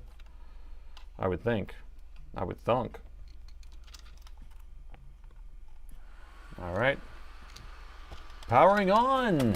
We got higher amperage than we did before, which is good. All right. We never went to 169, so that's something. I saw the screen flash, so we have a picture. I can't believe I saved another laptop. Yes. Look at that, boy. Boy. That's a cool Alienware picture, actually. Alien head. Did y'all see that thing? That thing looked epic. It turned off, though. Champon. Oh, no, it didn't. It has something up here, I think. Maybe. I can't see. I can't see. Can't see what it's telling me. Let me plug a USB keyboard in here. Keyboard. All right, so we have our USB. Nice. Who would have thought just taking a chip off the board would save the day? Let's boot into a Linux distro here. Or do we have an OS on there? We have an OS on this drive, I bet. Let's boot into this thing. The greatest Nate! Nate the Great. Well, I don't know, man. We don't know. We don't know why that chip doesn't work. Who needs this? Less chips is better. Only because the engineers designed it. Here, let me see if I can get a SSD in there. Is this SSD okay to plug in? Is it going to have anything in it that I need to hide from the world? Does it have all your personal information on it? Or should I grab a test drive? I might have a test Windows. Let me see what I got. 2.5-inch drives are hard to come by for test drives, testing purposes, but I have a stack up here. I think we have one already set up now. Let's see, cloning drive. This says Windows 10 UEFI, but this is pre-UEFI, so that's not going to work. We need a legacy install. We need something that has a legacy install. Ooh, here's a King Fast drive. Nothing but the best. This is a King Fast, baby.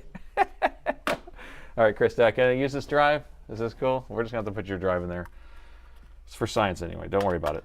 Science, it's safe. Science safety. How do you get in your home? This board isn't really screwed in, so, you know, sketch land. Get it in here. There we go. Get in here. All right. We're going to be careful. Low and slow.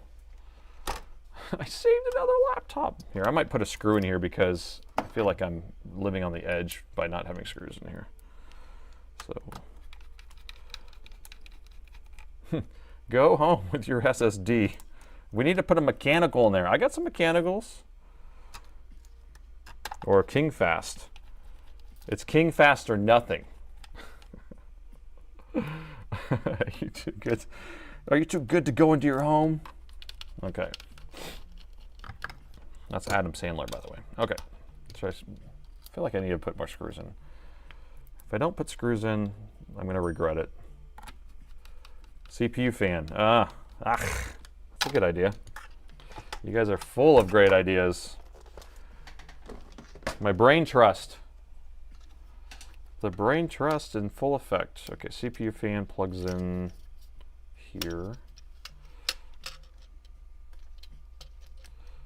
Take a component off the board, and now it turns on and works better than it did before. That's going to be the lesson of the day. Oh, that's going to be the lesson of the day. Oh, you don't need this chip. Where we're going, we don't need that chip. Okay, here we go. It's plugged in for science.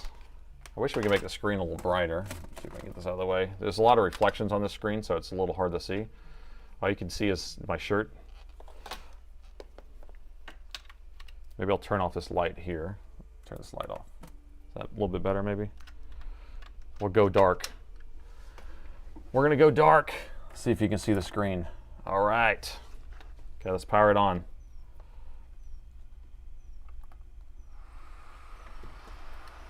Going dark.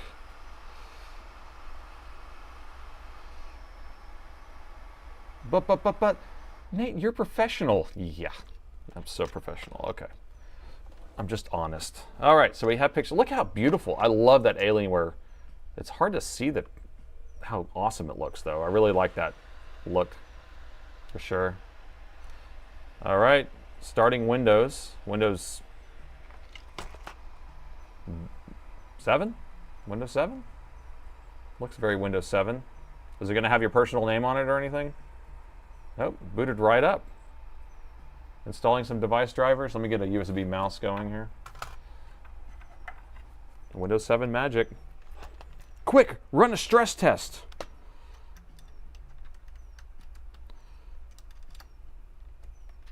It's crazy how dark the screen is, though. I wonder if I can adjust the brightness. I don't have the regular keyboard in there, so I can't, up arrow or anything like that. But got that, and device manager. Device manager.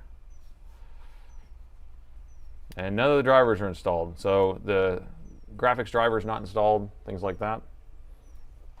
But it is working, and we did save it.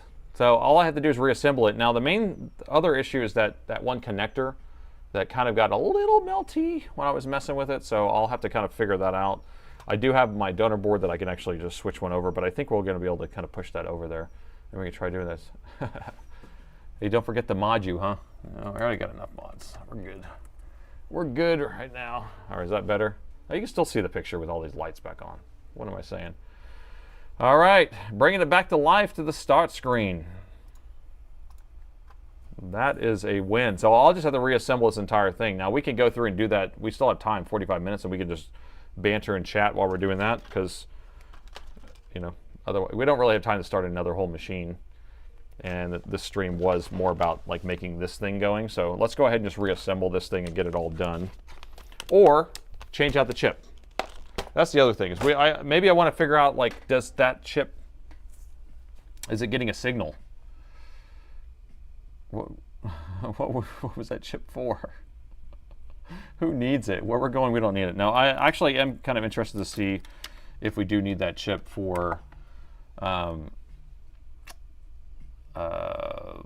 protection or something like that. Put the chip back on and see if it powers on. Well, it's not getting past it, though. Yes, troubleshoot. Science is spicy. Mine's an M17R2. M17X R2. 2 gigs of 8 gigs. But that one is a Core i7 or like version 1 or something like that. I believe. I do believe. New CMOS battery. I do have new CMOS battery, so I will install one of those. All right, let me pull this board back out, and we'll take a look at that. How do you extract the RCV files from a 5515? It's going to use the... Here, I'll show you. So you need to go to GitHub, the GitHub, man. Go to GitHub and get the extracting tools. So it's what do they call it? Dell PSF extract. So this one won't work on a G15, but you have to use this one, or this one. So those are the four that you're going to use. This one, this one, this one, or this one. Okay? And so you just run it on each one of those. One of them will work. That tool that I made, all it's doing is running it through all of them. So basically, we just run a loop and then test the first one, test the second one, test the third one, test the fourth one. That's all it does, and then it outputs it. That's all my tool's doing. So it's nothing fancy. It's literally just running all four of those Python scripts, and once it finds a Python script that works, it just exits. Nathan would like to thank the director and producer of the chat community. It just worked with less parts. Hey, it's working. All right. Yeah, that's probably the case. But are we getting a signal to say not work? Are we getting is there a blown something somewhere? Was that chip just faulty? Cool, Nate, showing you how to do stuff. I'm watching on my i7 first gen. Wow. That thing is old. The app does program the SPI BIOS or EC chips, has many features. Does programs. All that does is extract, if that's what you're asking. I don't know. M17x R2 comes up with a 60 Hertz 1080p screen, and it OC'd. Oh, it's supposed to be a 120. If it's not a 120 part number, that might be a driver issue or something. You might be using Windows generic drivers. So make sure to download all the correct chipset drivers from Dell. Like go through and download all of those. If you did fresh install Windows, that will mess everything up. So go to the chipset folder or category on Dell's website and download every single driver that's in the chipset folder or category. Okay.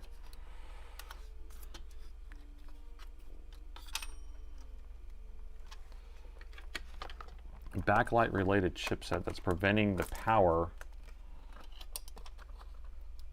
It's preventing the power. Oh wait, low backlight related to chipset that's preventing the power on. Low backlight. Oh no, I think I just need to brighten it up. Is what I think.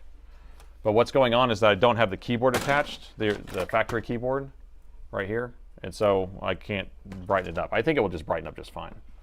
Gosh, the screen just flops. The hinges are not very tight on the screen. And my desk is not this big for this big giant monster. It's a monster. You still have your Studio 17 around. That thing is old school. Dude, if I can I have an M2010 somewhere. Do you guys know what an M2010 is? Let me show you what an M2010 is. If you guys don't know, you're gonna know right now. Let me see if people are selling an M2010. It was a suitcase laptop. Dell XPS M2010. So let's see, let me go to images. So this was it. It basically folded up into a thing with a handle. And then the keyboard actually was a full-size laptop or desktop keyboard that slid underneath it. So the screen was 20 inches. And then would lay down across that whole thing and held that Bluetooth keyboard in. Now, Bluetooth was notorious for having a Bluetooth connection issue, but it was supposed to be able to charge the keyboard through the base, and then it had a pop-up CD-ROM. Yeah, that's it right there. It sucked, man. It was a fucking, or excuse God, I normally don't cuss. It was a really pain in the butt. I'm sorry about that. Yeah, it pissed me off working on these things. So I don't know. I have parts for them still. If I have to deal with one of these things, I would probably freak out because they were a pain. Oh, there you go. That's the handle I was talking about. Look at that. Isn't that crazy? Well, sketch website. Hold on.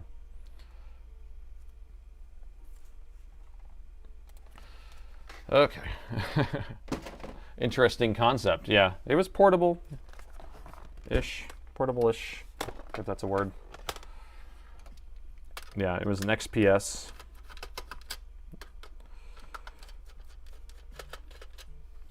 Bleep. The bleep machine failed. Yeah. You could tell whenever I actually use profanity, because it's very rare, it's whenever I have that passion about something. I'm like, no, I'm having like flashbacks. You could tell that I'm having flashbacks about working on one of those. And it was mainly having the Bluetooth keyboard connect to it. So, super chat spam. It's time for super chat spam. Keno, good old Keno. Thank you for that. Remove the drivers. HP removed driver support from older 2016. So you means you have to archive it, or they just removed it from like Windows, like repositories or something. That'd be crazy if you had that. I mean, archive.org has everything though. I do need to hydrate. I can feel it already. Let me drink some coffee. I'm gonna drink some water. Time to hydrate. Good find. Probably weighs 12 pounds. No, it weighs about a bowling ball or two. Oh, man. Oh, man.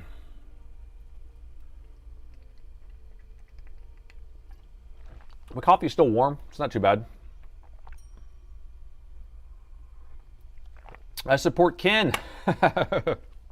Nobody. You're my boy, too. You're my boy, too, Blue. Thank you for that. Nobody. Nobody knows. So what we're going to try to do is try to figure out exactly what that chip was doing, and then we could see if we have another chip somewhere else, but I don't know. Can you give me the driver archive link, please? So driver archive.org has pretty much everything. So if you just do like a Google search for what you're looking for and then space site archive.org, you'll find whatever you need. I mean, there's so much stuff on there. You can find copies of Windows 7 on there if you need to. Spam. Plu, thank you for that. Plu is Linux. Nobody can again. Coming in hot with this $2 donations. Thank you. I want to get on this board again. I just want to see, where was that resistor that we had to look at? It was over here, I think. That was over here, I think. The other over here. So what I wanted to check was we had this one resistor that was actually sending the signal to tell that chip to turn on. And what was it? What did you say it was? R509? We've got more coming in. Chris, thank you. Clears throat, pure spam money. Thank you. Nobody again. You guys are going to have a conversation in $2 increments. So this resistor right here, and then there's a capacitor right there. So if we want to look at the schematic again for that. So this is the component we took off the board, and now the board works because we're no longer getting 20 volts coming through here to over here. But what we want to figure out is, did we have a signal saying to turn this thing on, or was this thing internally shorted? So if we measure right here, we should still have that signal regardless. So DC-in goes through a resistor and comes over here, and then this will either pull it low. So that's probably another voltage divider, I bet. No, it's 0. So this is a 133 ohms. So this is a pull up, and then this is a pull down. So this acts as a voltage divider here, and then we have a signal here that will either pull it high or low off of that. So are we getting a signal at this point? And then we also have this missing area here that we don't have any way of knowing. Yes, why? Are we, Nate, want to join in? Thank you, nobody. So I don't know what's underneath this. It's kind of hard, but what? So TP present, AC on. So TP present, AC on. So yeah, the questioning of this and knowing what's under this black is mysterious. There's a mysterious black thing covering up the circuit right here. So I have no idea what we're supposed to have under there. Keyboard detection. You really think it's KB like that? TP is touchpad. Do you think it's supposed to turn on when you touch the touchpad or touch the keyboard? Do you think it's a sleep mechanism where it says power on for sleep? So maybe that's the sleep one and then the other one's just on off. All right, so I'm going to plug in the power. I just want to see if we do have voltage right here because that's that one resistor. If we are getting voltage to that pin, then we might have a signal there. So we have a 3.3 volt signal going there. Super chat spam, support of Nate's videos. Thank you there, Ken.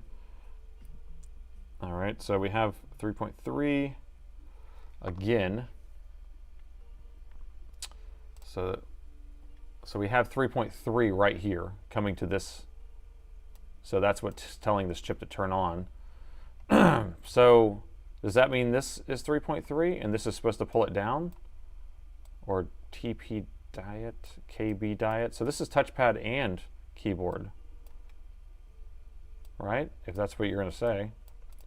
So let's search for these things real quick. Because I don't know. I really don't understand why this would be like this. I don't think we need this.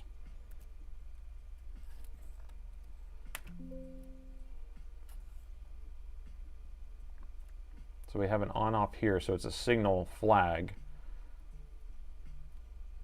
Signal flag coming from this chip right here, from the EC chip. So the EC chip is sending a flag. Only turns on with both keyboard and touchpad detected. Is that really what you're saying? Huh. That would be funny if that's what you're saying. That would be funny. I would have never thought of some design that does that, but if that's what it's saying, that's what it's saying. One for touchpad not present is off. All right, so you guys reading all this in the chat, this is crazy chaos to me. So that means, in theory, if we're looking at this right now, so we're going to do this for fun. So we measured this, we have 3.3, right? So what we're looking for is did this not have 3.3? So I'm going to plug a keyboard in, and I'm going to plug the touchpad in, and we'll see if we can not get 3.3 right there. Remember, this is before the chip, and we've already taken the chip off. Redacted version. Check the email. Oh, you got a new version that doesn't have the redaction? Bro. Who is this? Who sent me that? Thank you. Thank you, thank you. I need it. You're my boy, Blue. All right, let me download this and open it up and see if we have no more redaction for you. No more redaction for you. 17. Okay.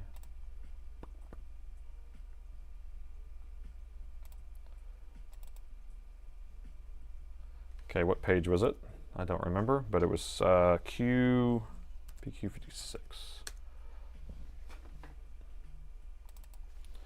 PQ56. Okay, so we're back square one. Oh, and so they're just bonded together, and then only half of this. Oh, because they were just covering up this, where they stole it. What website they stole it from is what they were covering up. Man, if you stole it, just own it. Own that you stole it from this website that stole it. This website stole it too. Everyone's stealing it. Okay, so you want this to be low and low. So touchpad high, AC on. Wait, touchpad equals 0, AC on. Touchpad not present, AC off. All right, let's plug the touchpad in. So again, what we're doing is we're going to plug it in. We're going to be measuring on this resistor right here. Or on, it doesn't matter because it's a 0 ohm. We're going to measure right here, and if the 3.3 goes down to 0, then we can put this chip back on. And it was never a motherboard issue the whole time. And we wasted 2 hours or 3 hours for fun. For science. It was recycled. Touchpad, where are you? Touchpad, where are you? I need a touchpad. I need a touchpad. I believe this is the touchpad. This is the touchpad right here. Looks like it at least. I believe, is this the touchpad connector? I think it is. So it connects here. Let's make sure the connection down here looks good. TP diet. So it's not all the way in. Are you in your home? Oh yeah, you're all the way home. It's all the way home. Don't worry about it, guys. It's home. All right, so now we're going to try this part. This is the craziest design I've ever heard of. What were these guys smoking? They're like, I'll tell you what, if the touchpad module is not attached, we want the motherboard to turn off. So we don't want this thing to be open while people are working on it. Or while it's off or on. Wait, this doesn't go this way. It goes this way. Right? I would assume it goes this way. Wait a minute. Do these go up? I'm confused. Does this go up? That's how the other one's connected. I guess it goes up. Okay. Or the cable's plugged in upside down. I don't know. You can solder the power wires. I have no idea, guys. This is going to go like this. It needs to be connected like that. So, look, we have our machine. Our beautiful touchpad is connected. Now when we plug in power, if we have no 3.3 on that, we fixed the laptop. I can't believe. That would be so crazy. 3 hours later. It's a pull tab. Okay, so R509 is measuring 3.3. So we still have 3.3 on that line. Okay, so that did not change anything. Do we have to have the keyboard plugged in too? Is that what you're saying? Is it a combination of things?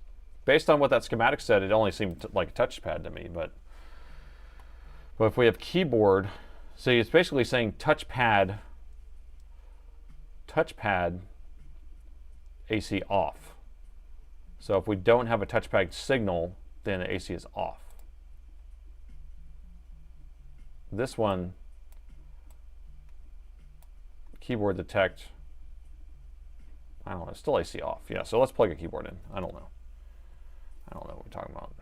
Might as well for science. Yes, keyboard. All right, keyboard coming. So we have our keyboard right here. Brand new keyboard. Why do you say everything's brand new? Quit lying. You know, someone said that one time in my videos. They're like, you're always lying about it being new. I'm like, dude, I'm just joking. It's like, bro. Oh, we're just here for singing. Just here for singing. All right, keyboard going in. Flippity floppity. I don't like these latches. It's like it doesn't want to go up all the way. Not a fan stand. It's hard for you to see it. Hard for me to see it. Okay, so it's in there. Okay. Now, is our detection. I'm still laughing. If this is the way it is, it's 3 hours later, bro. Okay, it's 509. Plug it in.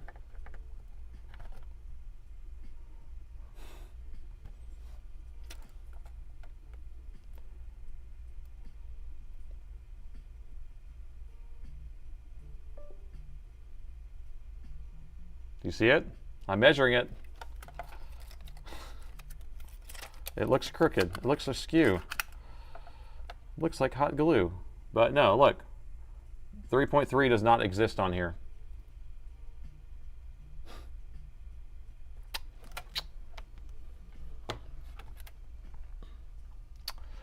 Okay. Oh, there's someone. I said that hours ago. I'm telling you, that's the first I've ever seen a laptop that requires the touchpad and the keyboard to be attached to the motherboard for it to turn on. What kind of safety mechanism are you smoking? All right, so what I'm going to tell you right now is that this motherboard does not need that chip. It doesn't need it. It doesn't, I'm not putting it back on either, because you should be able to remove your touchpad if you want to. If you don't want a touchpad, you don't have to have a touchpad. If you don't want a keyboard, you don't have to have a keyboard. That means that that other motherboard that I have works. That's a stupid chip. That's made for engineers. It's an engineered chip. That's so freaking idiots. Okay, so 3.5 hours later, we did determine that you just need to plug in the keyboard and touchpad for it to work.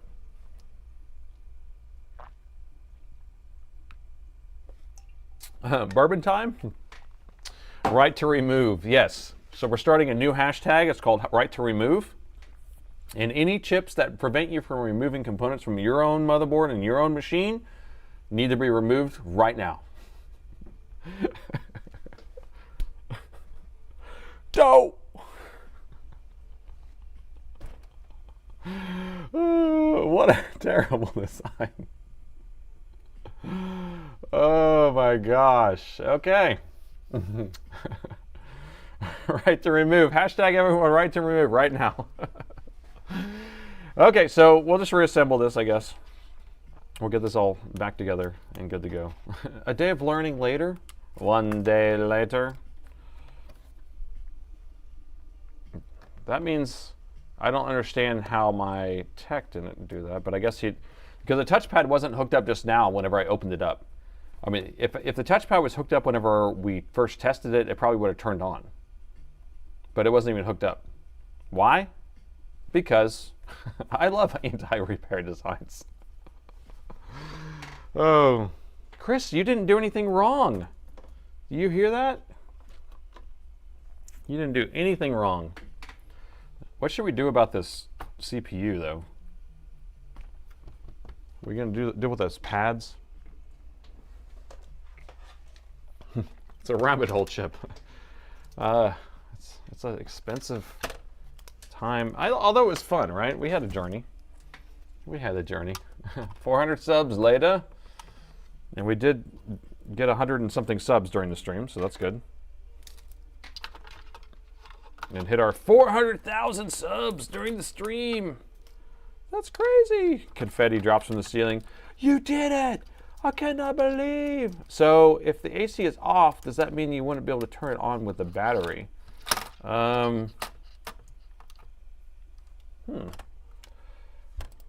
Question. Interesting. I like the way you're thinking. So if we are trying to think about that, power comes in from the battery here. Goes through inductors. You got a 3.3. What's the charge? Hold on. Battery alarm. So positive's coming up here. I don't see it. Where's it going? 3.3. Look at this. It's creating this through that. So I guess it's this. It's the charge line. So is that the where does that go?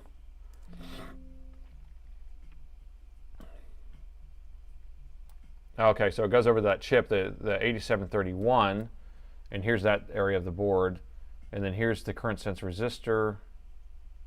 I don't know. It seems to me like it would turn on still. So that chip only prevents the board from turning on when you have the AC adapter attached. Yeah, because this goes over here to AC in, which was going to be missing. ACV in.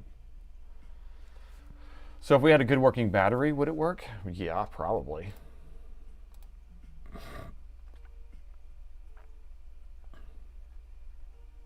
going to say yes, it works off the battery. I'd rather not deal with the thermal putty. It's too much mess. I agree. Yeah, I'm not a fan of that. In order to remove the keyboard and touchpad, don't you have to remove the battery? The battery is on the bottom, so you can take that out anytime you want. The keyboard comes out on the top. The palm or the touchpad comes off on the top. Ask AI. Check that other board to see if it has, if it's open for science. I bet the other motherboard's doing the same thing because it wasn't assembled either. So if it's just sitting there, that's 15 minutes. UPS backup. All right, we don't have much time left, so anyway, I'm going to get screwing here. So let's figure out what we want to do. Quit screwing around and start screwing around. Unless you just want me to do this later, which I'm kind of inclined to give this to my other tech. But if we want to get this together, where's our heatsink? We got to redo this paste. These pads are so thick. So much thickness on these. Oh, that screw port's broken. Let me fix this. We're going to resolder this. So one of these are broken off.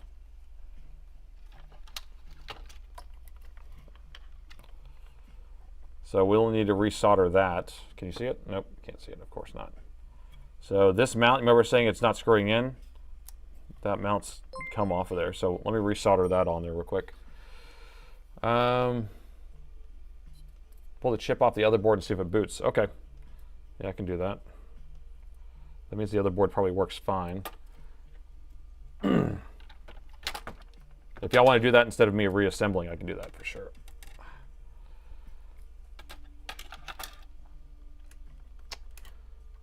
But if you come here to see an Alienware from the 17 years ago working, although we did boot it up already. Let me show you how to reattach one of these if they break off, these little mounts. All right, so if you ever have one of these break off of here, not a big deal. And it happens all the time. What I see most of the time when this happens is someone puts too long of a screw in and it goes to the end and pops it off. But so basically what you're gonna do is you're gonna set this in place like that. And you could pre-tin it first or get it going, but it's just soldered on there. So a lot of people will try to glue it. Don't glue it, okay? Don't do it. Don't do it. So we're gonna solder it. Use some solder. Set it aside and fix it correctly off stream. That's probably what I should do, because otherwise I'm gonna spend, it's gonna take a long time to reassemble it all the way. But let me at least fix this little part here. Does the other motherboard have the same socket? The other motherboard's the same motherboard, same part number, everything, because that's how I roll. Yeah, we can grab the other motherboard and just see if it turns on if we take that off of there too. So we're gonna put a little bit of flux here. We're gonna hot glue it. No, don't you say hot glue, don't you do that. All right, so we're just gonna add some solder. Solder. And see how I'm kind of scratching it? That kind of helps it get down into the, get it right down into the bone, get it down to the core. Let's the heat get in there. There we go. All right. Now it's brand new. That's brand new. Hoo-wee! Looks brand new. All right, so that's on there now. Nothing to worry about. Get out the JB Weld. All right, so looks like a lot of suggestions say to fix this off stream, and I think that probably is the best because I don't have that much time left, and it's going to take me a lot longer than the stream to actually reassemble this. To reassemble it correctly, want to take my time. I'm also going to need to read through all the thermal paste and pads on this thing too to make sure that that's setting down properly. So it's, I have to take it off, put it on, take it off, put it on. So we will do that, but we can grab my test board and see if we can get that thing to power on by using the same trick. And that should be good. Now, theoretically, if we wanted to, I bet we could just short that down to ground and it would just turn on.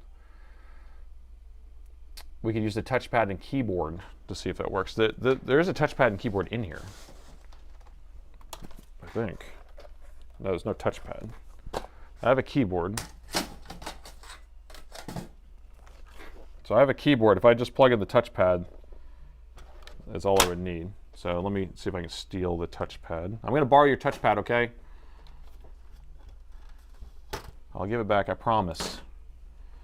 Promise. Oh gosh. Keyboard probably not plugged in. Was everything plugged in the test machine? No, it was like this. This is what it looks like. Thank you, Nate, for the nice stream today. Thank you, Will. Thanks for coming. Appreciate it. Hopefully you guys had fun with all that stuff. Let's see, leave PR56 on, it will work properly with the keyboard connected. That's correct. It will. But you have the right to run it without the touchpad and keyboard if you don't want to. So here's my test keyboard. It says it has an X on it. X and bacon. X and bacon. Oh, we don't have a touchpad connector here. Darn it. Here's $5. Just try and power on the motherboard with the keyboard and touchpad disconnected. Yeah, I've already tried that on this board, and it didn't work. So when we plugged it in, all we get is this one like current spike here, like that. Now, one thing I wouldn't mind trying is shorting that down to ground or whatever. If I can, I don't know if I can get in there. This is my test board, so I don't really care if I mess it up as much. So we can come down here if we can find R56. Short it. Come on, be careful. Be careful. Be careful. You can do it. Is R56 over here? Can do it. Okay, let me take the heatsink off.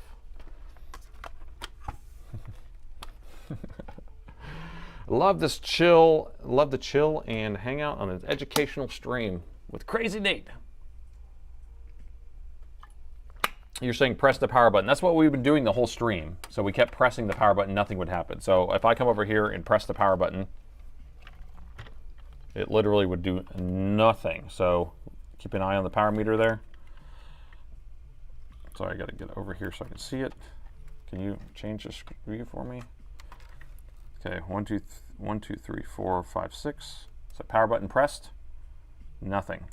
Because we're not getting any power on the main power rail. We don't have power on the power button. We don't have any of our other stuff on because the keyboard is not connected.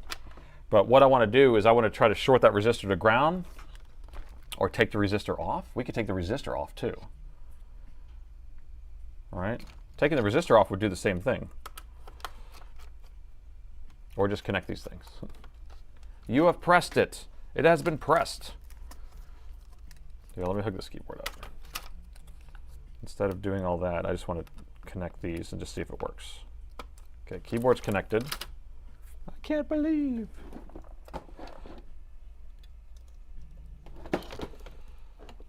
I got to get a touchpad cable. Press the button, short the power button. I shorted it. R508, is it connected to the black one? It's connected here. Wait, what do we mean? R509. So what I was talking about, what I was speaking of is, darn it, drop. I dropped another laptop. Hold on, let me pull up R509. Find R509. So R509 is this resistor right here. We're measuring 3.3. Whenever the keyboard and touchpad is connected, then this does not measure 3.3. So it doesn't have 3.3 on this line, so therefore this thing turns off, so therefore it doesn't pass 20 volts to this line. So what we need to make is this not have 3.3 on it, therefore that won't turn on. So if we just took that off of there, it would work too, but we'd probably want to short it to ground because that's what these are. This is shorting to ground or shorting high. That's weird. It's a voltage divider though. So I don't know. We have DC in, so it's getting voltage. I don't know. I don't understand that exactly. Why it has both of those there. Depressed. Yeah, I'm so depressed. Depressed.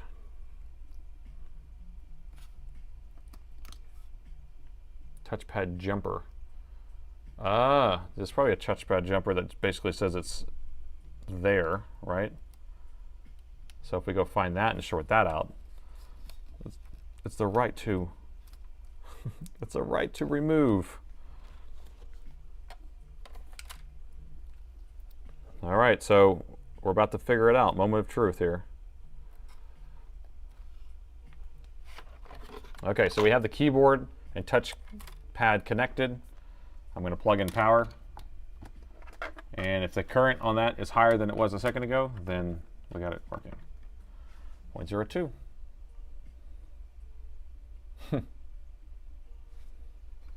0.02. Now I'm going to press the power button. And it's powering on. Now the question is, here's what I'm going to do.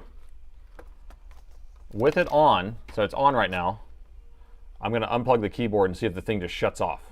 You ready? It just shuts off. The best circuit ever.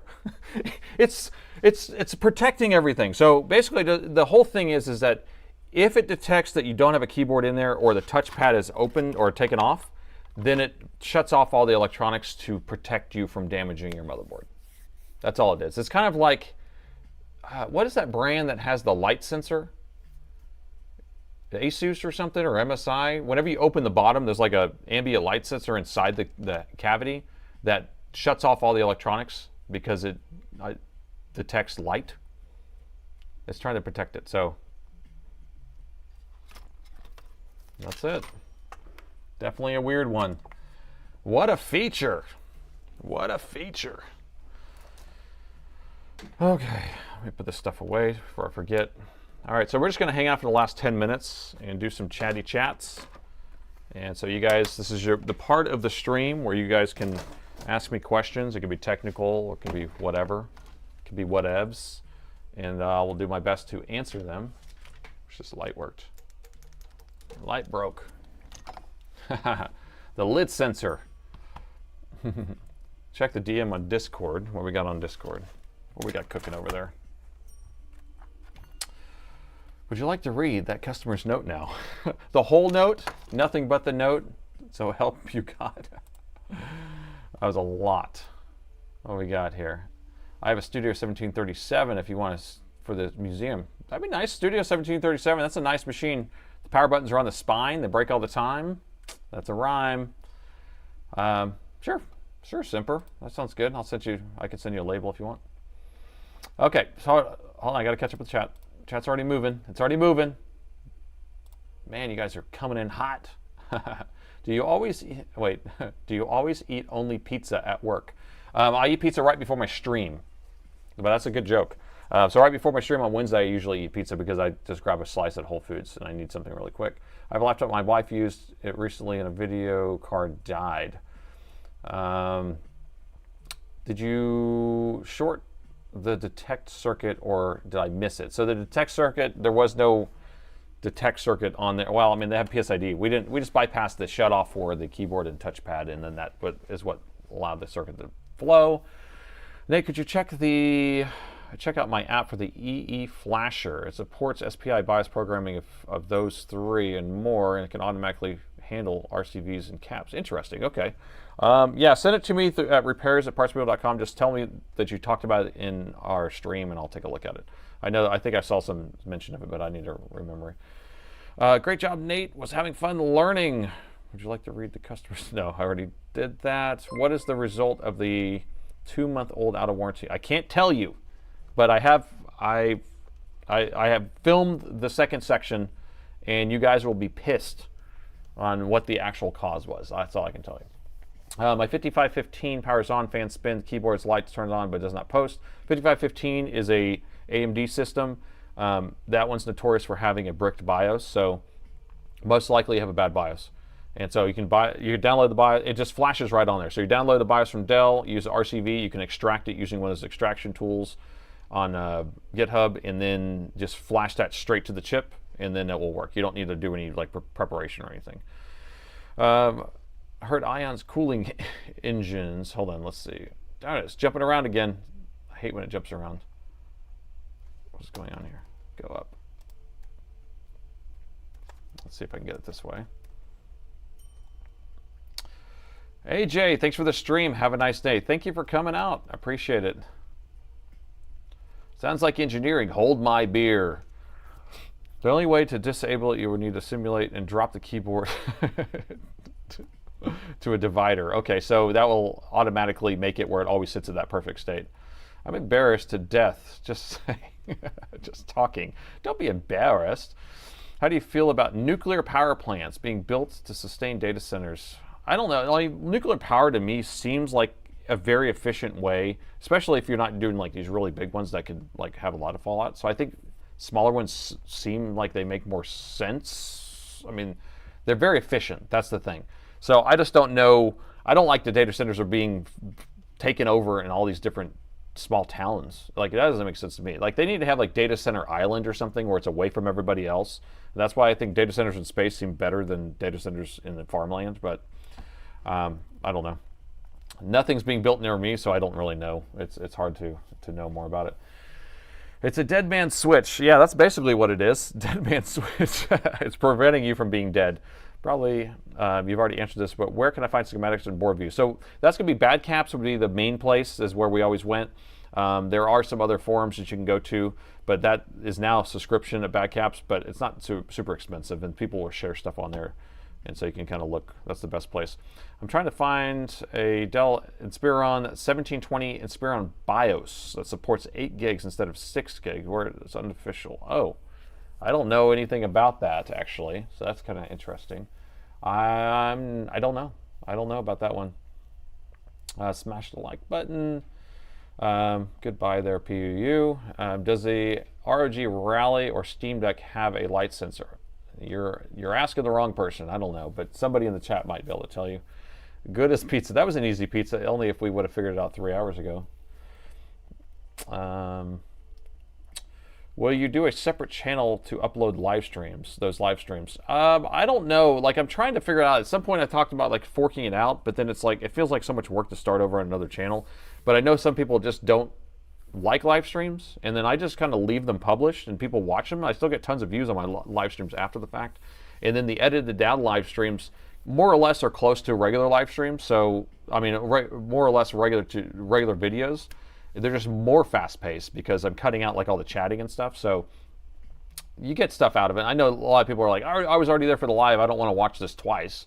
Someone was like, should I unsub to you since I already watch it live? That's what they asked. I was like, I don't know. You can do whatever you want to do, but what's the best way to learn laptop repairs? How did you start your business? I started when I was 21 years old, and I worked at a computer repair shop for a little while, and then I started this place, and I was just working on stuff. I don't know. It's just the best way to get started is just doing it, right? So come up with some sort of game plan, buying broken laptops or trying to fix things, practice soldering, practice taking things apart, putting it together, watching videos, taking notes. Treat every video like one of my videos or one of Soren's videos or one of the other guys that are doing these YouTube videos. Treat them like a classroom, right? So you're taking notes, you're writing down timestamps. You're like, that was a very interesting point. That way you can reference it, so that way you can always go back to it. So I learned from doing and watching these videos too. So pizza is everything, is the only thing you need. Someone donated $2 back here. Heard of ion cooling engines? Aaron, no, I have not. I'm not. Sounds interesting though. I heard of there was some cooling stuff back in the day. I know that it was from vibrating instead of a fan. That was interesting. Alien Nate, another laptop. Great stream. Thank you so much for that, Cyber. Appreciate, man. Wednesday nights are pizza streams. That's what they are. Yep, Wednesday is whenever I eat my pizza. Thank you about Bad Caps. Very useful. Thank you. Javier, no problem. Bad Caps was the place to go for a long time because it was free, and then now you have to pay.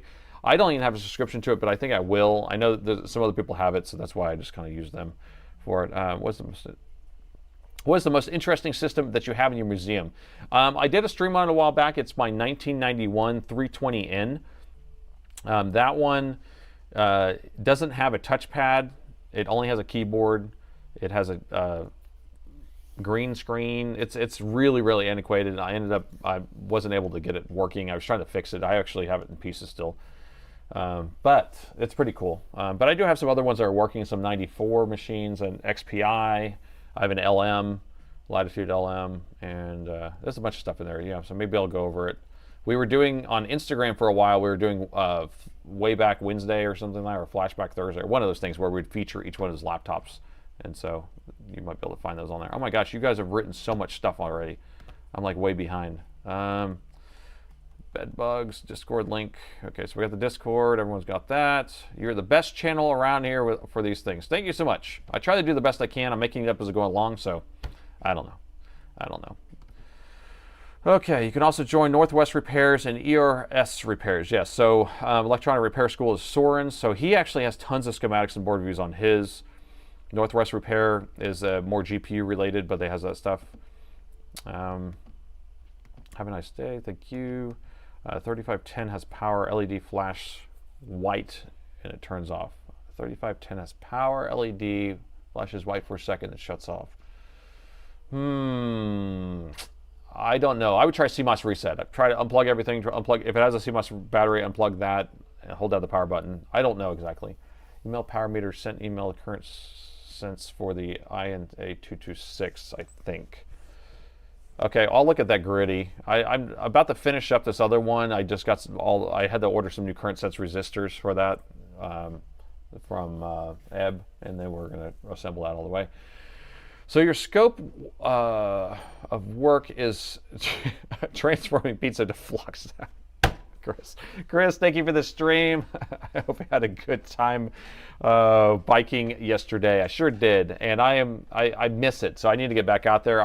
Used to do a lot of hot rides during the summer, so when it was 100 degrees, and we'd do a ride for an hour, and just like, you know, you're just sweating out, you're exercising the demons, what I say, you're getting out all those toxins. So you fixed the 14-month-old laptop with free flashing the BIOS. Microsoft killed it. You're trying to get some information out of me. I'm not going to tell you. I'm not going to tell you either. I cannot confirm or deny anything that you're asking. Nate, do you want to try and flash an Alienware BIOS onto my 7630 for science? Maybe the RAM overclocking. Maybe. Oh, I don't fix working laptops. That's the thing. I don't fix working laptops because I don't want to break them. I don't want to be responsible for making things not work and have to deal with that. So another great stream. Thank you, Scar. Nuclear, please. What do you do with the radioactive waste? Well, the radioactive waste, I think, from what I understand, A, you know, it lasts a long time. And then B, whenever you get to it, it's supposed to have it where it's so minimal by the end because it's basically used up everything that I know that they have to store it somewhere, and then it will eventually kind of go to nothing. I don't know enough about it, but I know that small quantities and then time is all it needs. What you just don't want is something that's like fully active and then fails, you know, and then you'll have a Chernobyl or something like that. We need a secret circuit service who is looking for criminals to alias LLM. Johnny V, I think you're on to something on that one. Soren, NIMBY. What is NIMBY? Senin, what does that mean? I miss this again, no. All right, so I'm like way behind, I bet. 400,000 slabs, here we go. Nuke is wonderful, costs about 500 billion to build. Really? It's not cost effective. It costs 500 billion to build? Huh. That protection is overkill. It's totally useless. Smaller reactors are far safer than older ones. I assume that they would be. Why is the EC flasher so expensive? I think because there's only a couple people that make it. But what's interesting is like my T48, this one will flash some E&E chips. It's just a little more complicated to do it. So I don't know. Robert, thanks Nate from Roman and me. We enjoyed watching. Now haircut time. Get ready for school. Yes, back to school is coming up. Greenland. What are we missing here? Hydrate, please. Oh, am I slowing down? Thank you. U.S. is behind on nuclear. I think we're shutting down stuff at nuclear. Thank you for that. I'm fixing an old HP Compact, which doesn't detect or charge the battery. I found a responsible rail and the coil is 0 ohms to ground on both sides. Any advice? 0 ohms to ground on both sides is probably shorted on the high side and low side of a charge. If you're saying it's the charge MOSFETs, then the charge MOSFET's probably shorter. So I'd measure across some of those MOSFETs and see if you have a wire, basically. 3510, the lights turn on for a second, power off. The rails VCSST enable is found, connected to the EC chip. It is a shorted, but only when DC is connected. Well, that's normal whenever you have that because you'll have just gates open and close. Yeah, I don't know. I don't, it's hard to tell you on that stuff. 3510s are just, you know, that type of symptom is not very easy. I think solar energy is the greenest, but then at night you have to have something to offset that, so the batteries are not useful, I don't think. Asus Tough Gaming A16 has a light sensor. Okay, so the Asuses do. The problem with extreme remote data centers is internet access. Satellite is not efficient enough, and I would assume that too. I always watch live stream videos if I miss the lives, and that I know a lot of people go back and watch my videos. So like at the end of the stream, we'll have like 3,000 or 4,000 views of this video or the stream, and then whenever it automatically DVRs or whatever, people go watch it. It usually goes to about 10 or 15,000 views after that. So you know, about 10,000 more people watch it afterwards. I saw the thing where they built a data center that they were mining Bitcoin to pay for it. That could be interesting. I mean, the thing about that is you're spending so much money, and then I guess if you're not using the data center for work, because the whole point would be to use the data center for data that pays for it. So why would you have to mine Bitcoin?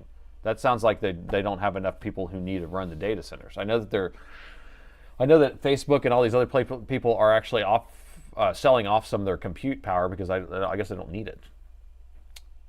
I always fast forward through the streams to get most interesting parts. Dana, I think so. I've heard people do that too. Put me in double time. I like both live streams and the edited videos.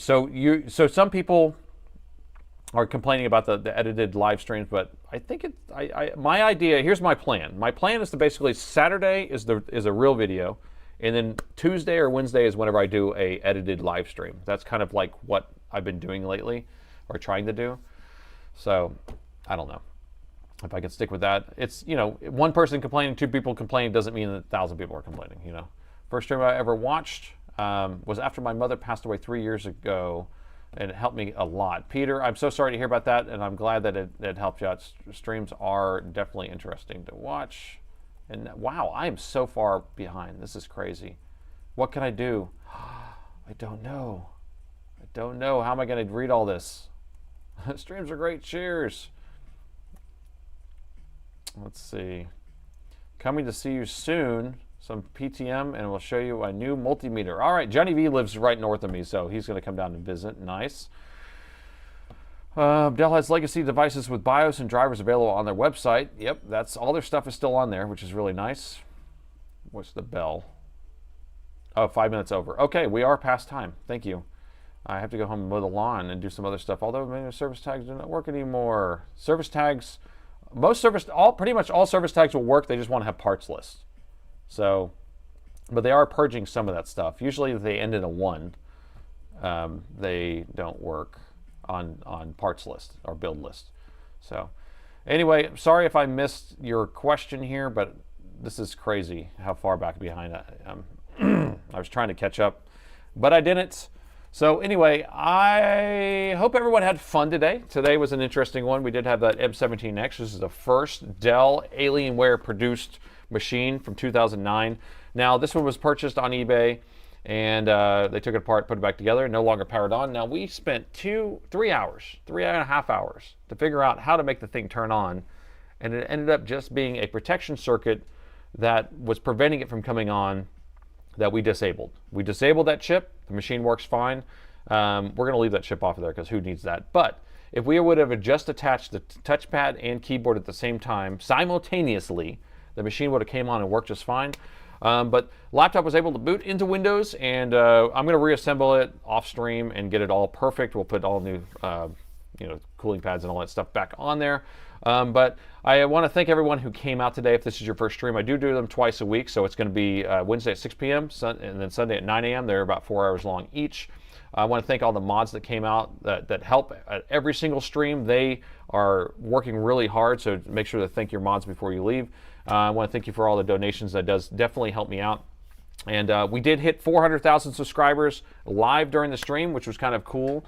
But I hope everyone had fun, and I'll see you next Wednesday.